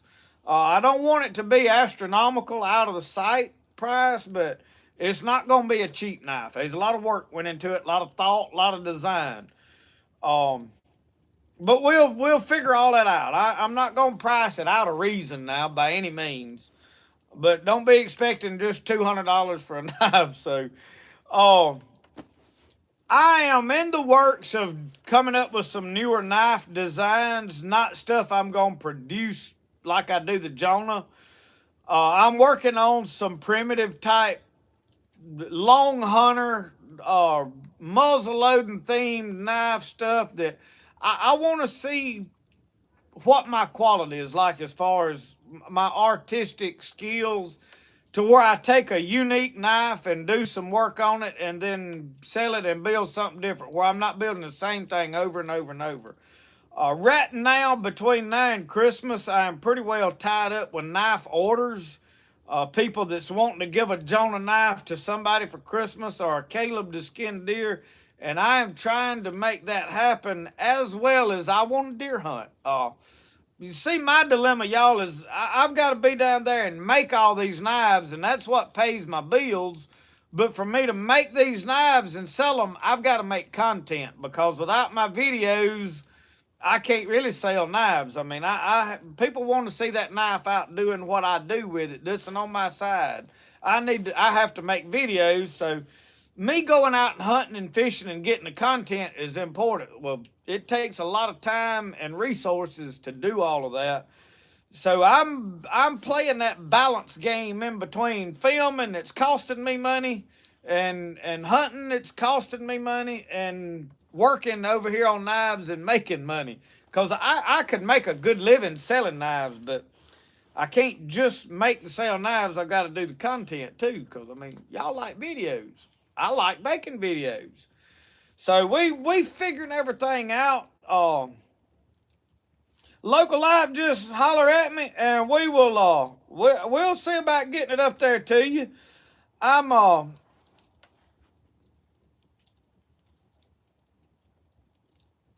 RD, yes, all knives are heat treated. I started when I converted over, I started running out of the original steel that I had. The saw blades my dad used, I didn't have to heat treat. They will hold an edge. The original Jonah was made out of them, and I toted it for 3 years. I had no problems with it. I skin a lot. I split wood. Not firewood. When I say split wood, I refer to splitting wood as kindling, just by hand. I ain't batoning it like with a club. I think my knives will take that, but that ain't what I do. But anyway, I did all that stuff, and I never damaged the knife. Skin a lot of animals, clean fish, everything you can do with a practical use with a knife.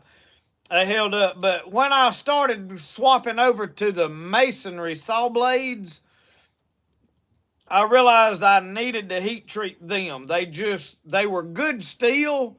They just weren't already heat treated. I can heat treat a masonry saw blade, and it's as good as what I had. It's better than what I had before, actually. Um, Now I have got some gang saw blades out of a sawmill that Mr. Walter in Georgia gave me when I was over there. I brought them home, and I'm making knives out of them right now. He gave me quite a stack of them. Since then, I have sourced, Mr. Darrell brought me a lot of the thicker material saw blades down here. Thomas Taylor gave me 4 or 5 big saw blades. So I've got a lot of thicker material, and I'm going to start building some knives out of them, but they won't be the Jonah. But with that being said, I have started heat treating everything. So what I'm doing is heating it up in the forge, oil quenching it, and then it's going in an oven at 2 hours at 400 degrees. And that's my heat treat process. And I have tested it. Every now and then I pull a scrap piece of steel off of the saw blades I am using, and I heat it, put it on the anvil, and whack it with a hammer. Make sure it snaps. If it snaps, I go stick it in the oven with a knife and heat treat it. I bring it back to the anvil and whack it again, and just every now and then I want to test a piece of steel I'm working with to make sure I still have the quality. Now, I don't do as excruciating of testing as like William Collins says he tests every knife and every piece of steel he works with. I'm not that picky, so my quality is probably not up to what his is. Thus, my knives are not priced at what his is. And I have a lot of people talk about the price of knives. So let's touch on this. Uncle Sasquatch mentioned this the other day, and I agree with him wholeheartedly. I was at a show here locally back in the fall, and I carried a couple of knives. In fact, the knife that the man picked up still hanging down there in my workshop. I could have sold it if I'd wanted to. I have not posted it on Facebook to sell because I'm kind of partial to it. Knife has a little bit of a story, but it's a skinning knife, and I took it and I put $200 on it. It's an antler handle skinning knife. The whole knife's about this long. The blade is about that long. Pretty knife, made of sheath, everything. This guy walks up, pair of overalls, older fella. Well, he ain't real old. He's probably in his late 50s, maybe mid 50s. Oh, what do you want for this knife? I said, 200 on that one. He said, good luck. He throwed it down like he good luck selling them, and walked off. And I was like, so be it. It didn't bother me a bit. And the other guy standing looking at him, he looked at him, he said, he has no idea what it takes to make a knife. I said, no. I said, he needs to go to Walmart and buy him one out of the case for about $30. And when he wears it out and tears it up or dings the blade up, he can go back up there, and for $30, he can buy him another one. Is that saying my knives are not going to ding up? Nope. I got one back in the mail last week. Guy bent the blade on it, bent the cutting edge. I put it on the grinder, straightened it all out, fixed it, took the handles off, reheat treated it, which it was pre-heat treating era. I had not heat treated that blade, so I heat treated it, put it all back together, cleaned it up, reshaped the handle as far as the fitting of it. Looks a whole lot better. I told him, I said, I think I'm going to just send you a new knife, new steel. I do a better job. The profile's better now. The sheath's better. He wanted a different sheath. He wanted the logo in the sheath, so I just laid it down. So, but I didn't question what he had done with that. He told me how he'd done it, and I feel like it was a little more his fault than mine, but that didn't matter. I send it to me. I'll fix it. I'll either fix it or give you another knife. Whatever we got to do, we're gonna make it good. Because I don't have a lot of that. If every knife I sent out tried to come back, well, then I couldn't do that. But if it's every now and then, that's really the first knife I've ever had come back, and I'll stand behind it all day long, no questions. You go buy a $30 knife, you ain't gonna get that. So that's what you're paying for. It's not that, hey, my knives are so great. They are good, but you're paying for somebody that whenever you got a problem, I can send this knife back, the sheath's coming apart. I cut a hole in the sheath. Whatever. Maybe I took my knife and put it in wrong and cut the threads on it. I need it re-sewed back up. I'll do that for you. So that being said, when you got somebody that comes at you with a price of knife, right now my knives are priced at $180 on the Jonah for a bare knife. If you want liners in it, another $10. If you want a lanyard in it, another $10. That puts a loaded out knife, liners and lanyard at $200 even. Then Uncle Sam adds his tax to it. Have to do that. The Caleb is $160 base knife. Same deal with the liners and lanyards on them.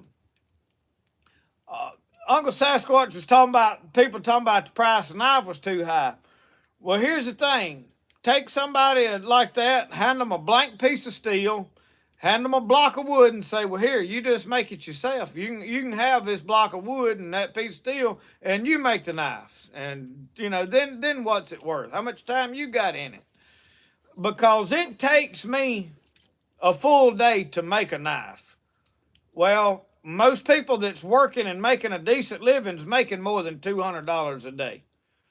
So time I charge you $180 for a knife, and then I pay for shipping, and I pay for the material. I pay the electric bills on all the equipment that runs to make that knife. I'm probably profiting maybe $120, $130 off of it a day. So, I'm not getting rich making knives. So, I think they fairly priced. But now, when I talk to other knife makers, they say, you don't charge enough for your work. So, it depends on who you ask, on the price of one.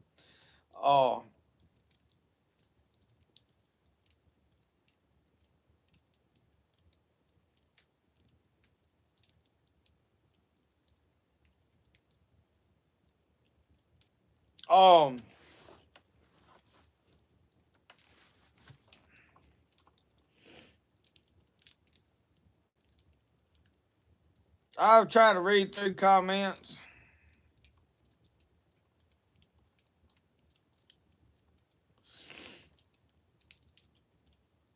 Do you use certain metal file your knives, saw blades? I use a gang saw blade out of a sawmill. Basically, what I am doing is taking good steel that is gonna get trashed and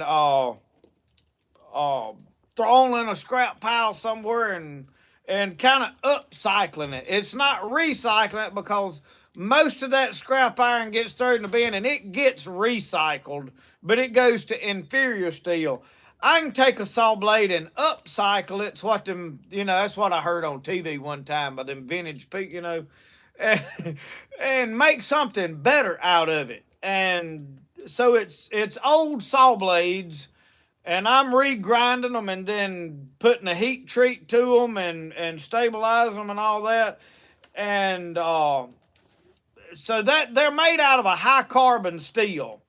For me to sit here and tell you it's 1095 or 1085 or whatever, I can't do that. I know you could probably research. I could probably find out what it is. I know some of them saw blades are I think N15 or something like that. I don't know. It's maybe a stainless steel. Coach said Jeremiah Johnson's going to be on at 9:30.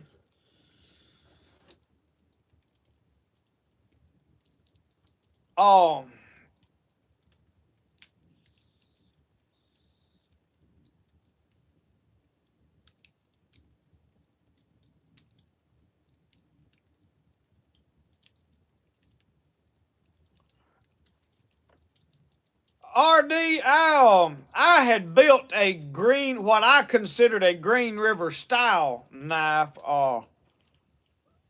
It's not Green River, but the old guy that was lived all over, done some ranching, and then he moved up into Alaska for a while, and I don't know where all he lived.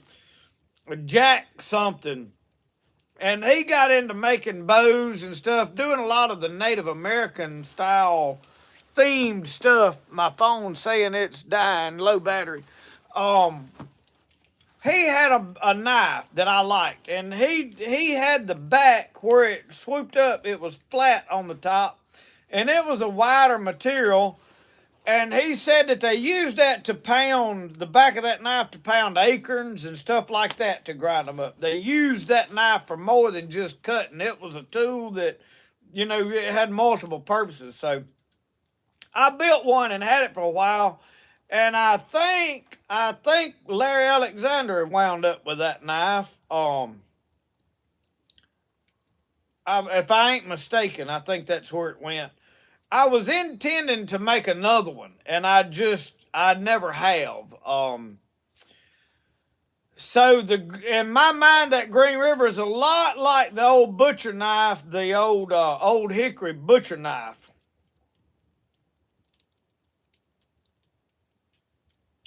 David Rush, are you talking about like Damascus? I get a lot of people ask me about Damascus, and you can do that. You really can.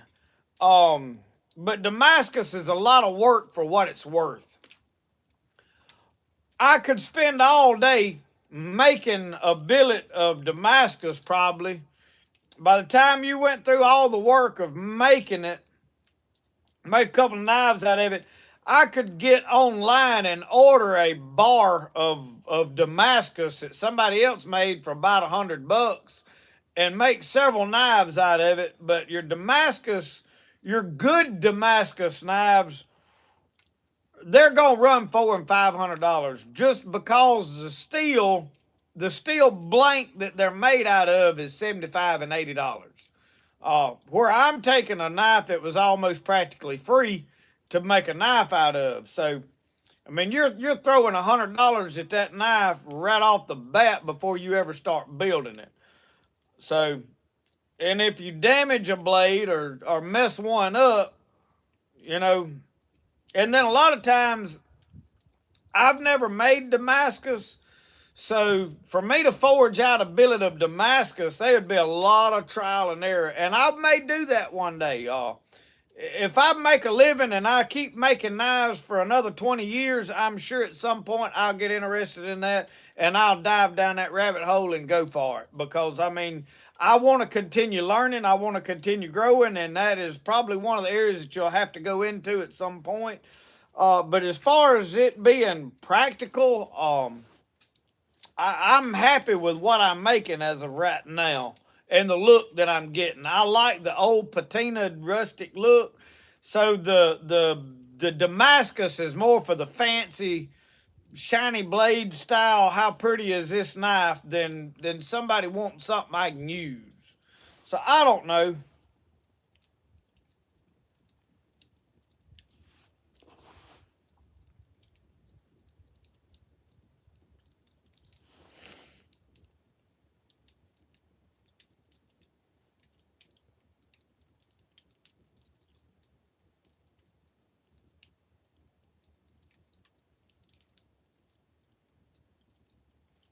Made them from 1084, Wade said. Larry said he had that knife on the wall with his muzzle loader. I thought that's where it went. I couldn't remember exactly.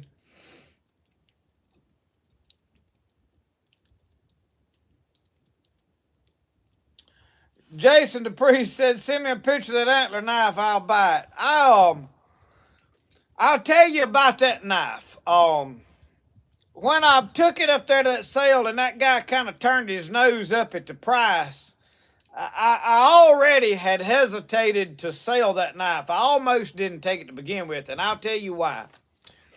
And I still owe my buddy John, if you watching John Bright, I hadn't forgot that I owe you a knife. I hadn't got it built yet, and I've been a lot going on. But anyway, he brought me a knife blank and a blade, and he wanted a knife made, and he brought me a piece of steel. And I said, yeah, I'll make you one. But he had this blank that whoever he got the saw blades had made some knives out of it from. And they had cut the saw blade up, several knives out of it, and they cut this one and started grinding on it and roughed the shape out, and then looked like they didn't really know what they was doing, and the grind edge, it was all wavy and wompy and out of kilter, and they give up and throwed it down and went on. And I reprofiled that knife and cut the tang down to where I could put it in an antler and made a bolster for it and freehand reground that. And as I worked on that knife, I thought, you know, that knife's a lot like I was. It's a lot like I was when the Lord found me. I was in a mess. I had been, looked like mistreated and rough and rode hard and put up wet. And I mean, you know, and the Lord put a lot of work into me to make me what I am today. And I'm a whole lot different than I was before. And that knife is the same way. When I got it, it was already a knife, but it was ugly. It was bad. I mean, it was bad. And I fixed it. And I put a lot of work, and the story. And then while I was sitting there was a guy from that town that is a preacher, and asked me about speaking and at their church to the men's congregation and this, that, and the other. And I said, yeah, I would be happy to come. He said, well, do you use your knives and stuff like that? And I said, well, I hadn't. I said, but I can't say I wouldn't. I said, it's like this knife right here. And I told him just what I just told y'all. And he said, so you can use your knives for, I said, well, I said, I don't just plan to do anything. I said, I just follow the Holy Ghost, and I let God say what needs saying through me, and I just try to be a tool. And that knife's kind of special. I don't know. I should have took it and used it in the deer cleaning video, but I didn't. I'm going to do some more skinning videos. I have not really got to trapping hard and heavy. But I may skin something with it before long just to say I did. I don't know.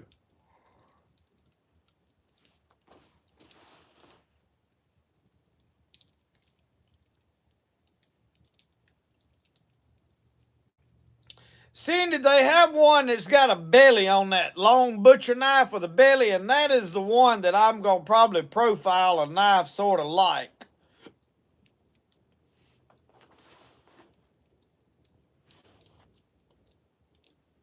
Lord, y'all, it is after 9 o'clock. I mean to tell y'all, there is still 300 people on here after 9 o'clock, and we ain't told not one Jerry Clower joke. And I had a bunch of folks last week asking about, so which Jerry Clower joke? And Greg, I never found the one about the water hose. I looked and looked. If somebody knows the title of the album it's on, or where I can find the story about mailing the water hose, I did not find it. So I need to know where that's at. But what Jerry Clower joke do we need to close out with?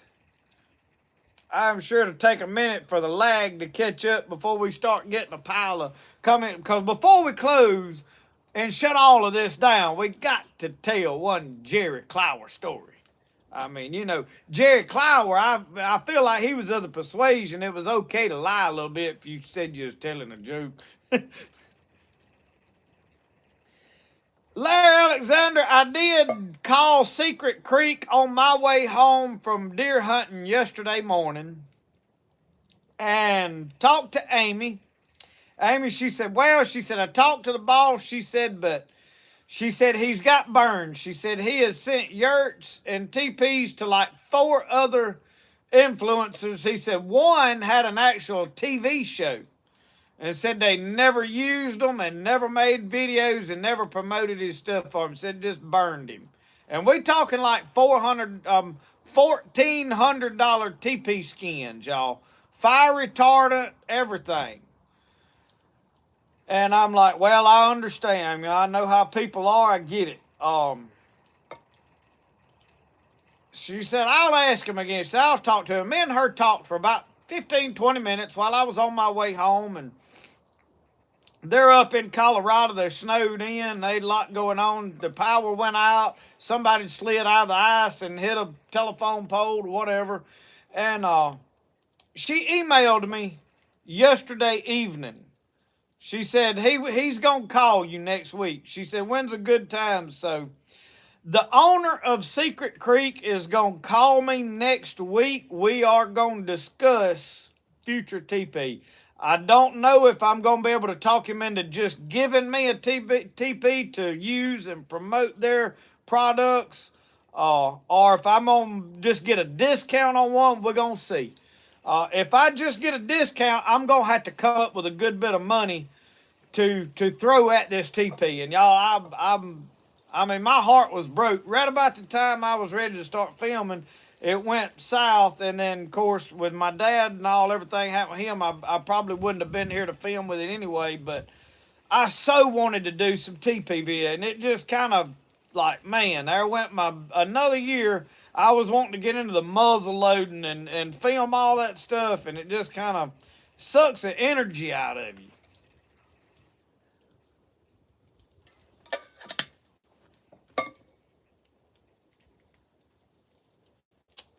Randy Allen, the one about the preacher coming to town and running into Marcel. I don't know if I know that one. Now, last week I told the one where he run into Odell or one of them, and asked them, was they ready to meet the Lord? And I guess that was at Wood. It was either a shot. I think it was at Wood Road. I thought I heard a shot.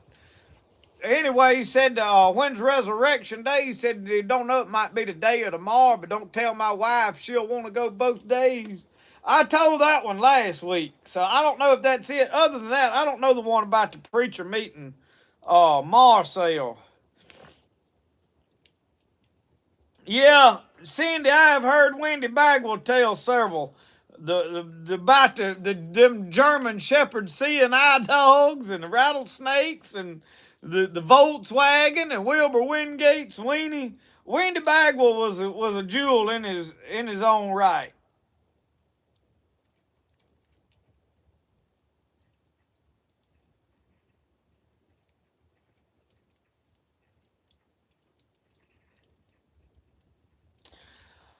Oh, well, we're going to have to just come up with one and tell it, I do think. The pessimistic barber. Y'all pulling out, Kip, I don't know that I've heard about the barber. What album is all these jokes on? I am missing some Jerry Clower albums. Brad from Alaska. Man, we got somebody representing Alaska.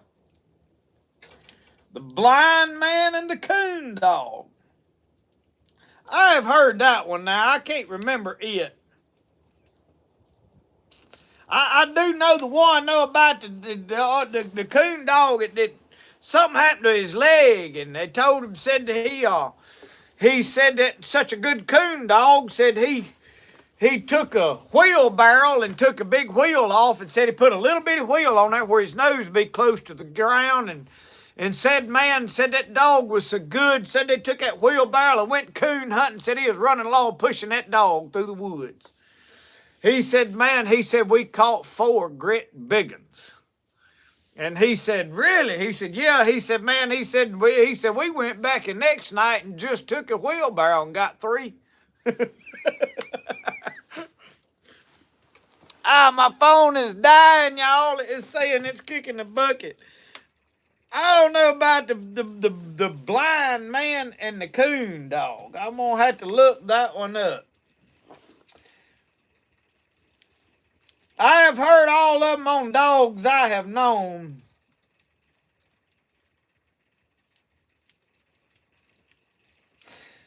Michigan Prepper, I have not built a ramrod for I can't shoot my muzzleloader, my 36. I don't have a ramrod for it. I don't have a ramrod. I'm trying to think of one of these jokes, y'all, that I remember correctly. Some of these y'all mentioned and I know about, I have heard. over and over, but I don't know all of them, because my mind goes blank after 20-something years. You don't remember all of them. About the line in the yard, I do know that, but I tell you the one I like, I think I'm going to tell, and that's about the doctor that come down there wanting to go, heard about old Highball. You know, Highball was the greatest coon dog whatever lived. And Marcel Ledbetter said he'd fight. Somebody said his dog was better than Highball. He said he didn't want to believe it none. And this rich doctor from Jackson come down there to Amite County and wanted to hear old Highball run. And Uncle Versi took him out and said, man, they out there. Said he turned old Highball loose and said it wasn't but just a few minutes, and said he struck a trail. Oh, oh, oh, oh. Said, man, he's trailing. He said, and in a little while, said he's off down in them swamp bottoms. And he said, and all of a sudden, all the barkers said, you know he is on the raccoon. Said he's just breathing on him. All the barking you ever heard in your life. Ooh, ha, ooh, ha, ooh, ha, ha. Said, man, said he's breathing on the raccoon. Said all of a sudden, said he shut up. Deathless silence. Several minutes, said not a sound. Said, doctor said, what's the matter? What's the matter? What's happening? What's the matter? Uncle Verse said, hush, listen. Said, I think I know what's happening. Listen, shut up, listen. Deathless silent for over 5 minutes. Said all of a sudden, said old Highball commenced to barking just as before. Ooh, ha, ooh, ha, ooh, ha, ha, ooh, ha. He said, just as I suspected. Doctor said, what's the matter? What happened? Said he was running across posted land.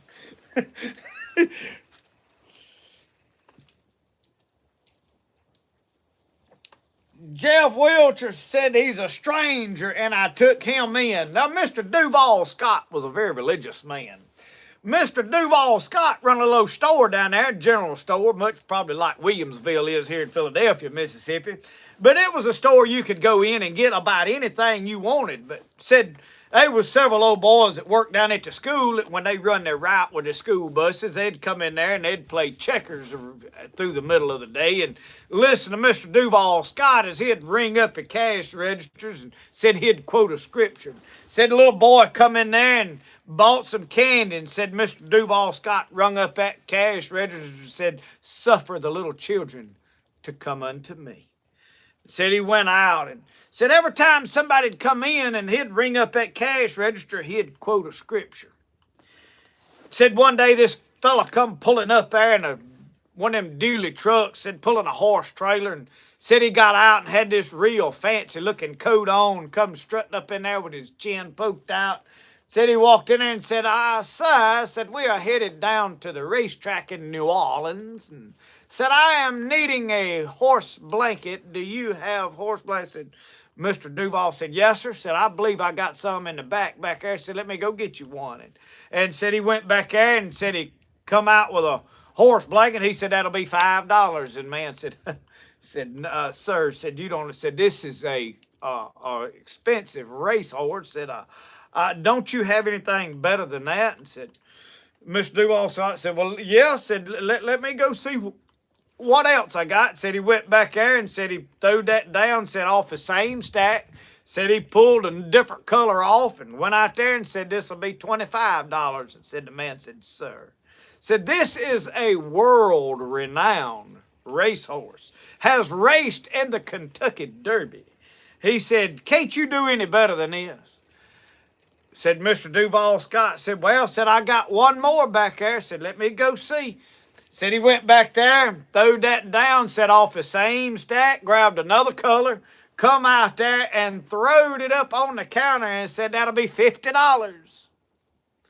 And said the man said, that's more like it. Said he paid for it, went out the door smiling. Said Mr. Duval Scott stuck that money in the cash register when he hit the button to ring it up. Said them boys over there playing checkers is watching him because they knew he didn't sell but one kind of blanket, and it was a $5 blanket. And said, Mr. Duval Scott rung up that cash register and said he was a stranger, and I took him in. Oh.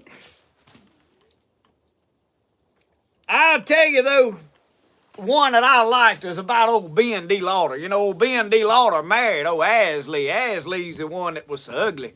She had to slip up on the dipper to get a drink of water.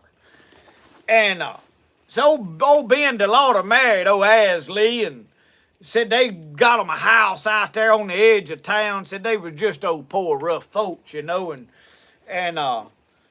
said old Ben, he wasn't real bright, you know, and said he walked out on the porch one day and said and looked up in the sky and it said all of a sudden said there was some words up there in the sky and said old Ben broke down screaming, took off running down the road and screaming and hollering, and Asley hollering, Ben, what's the matter? What's the matter? And said Ben wasn't doing nothing but screaming and hollering, just running down the road.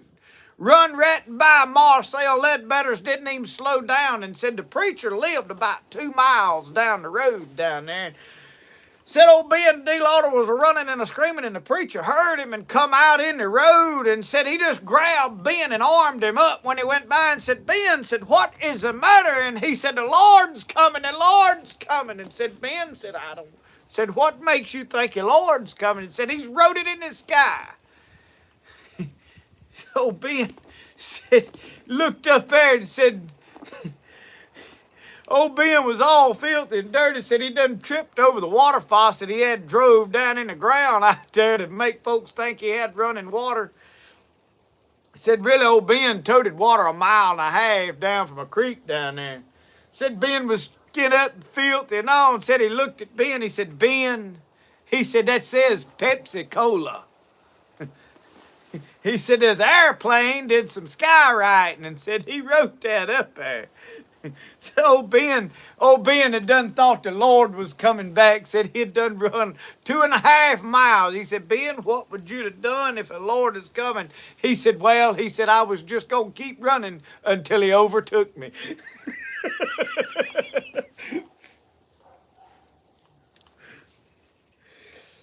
Oh, mean.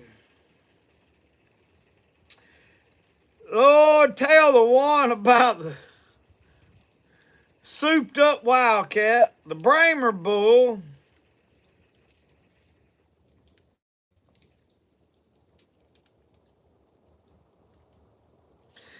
I am fixing to call it a night too, Tim Ward. We have got a ton of other jokes we can. I'll tell y'all what. I'll try to look up some of these other ones and come up with some that we ain't told too much yet, and better recollect them before we go to telling them next Saturday night.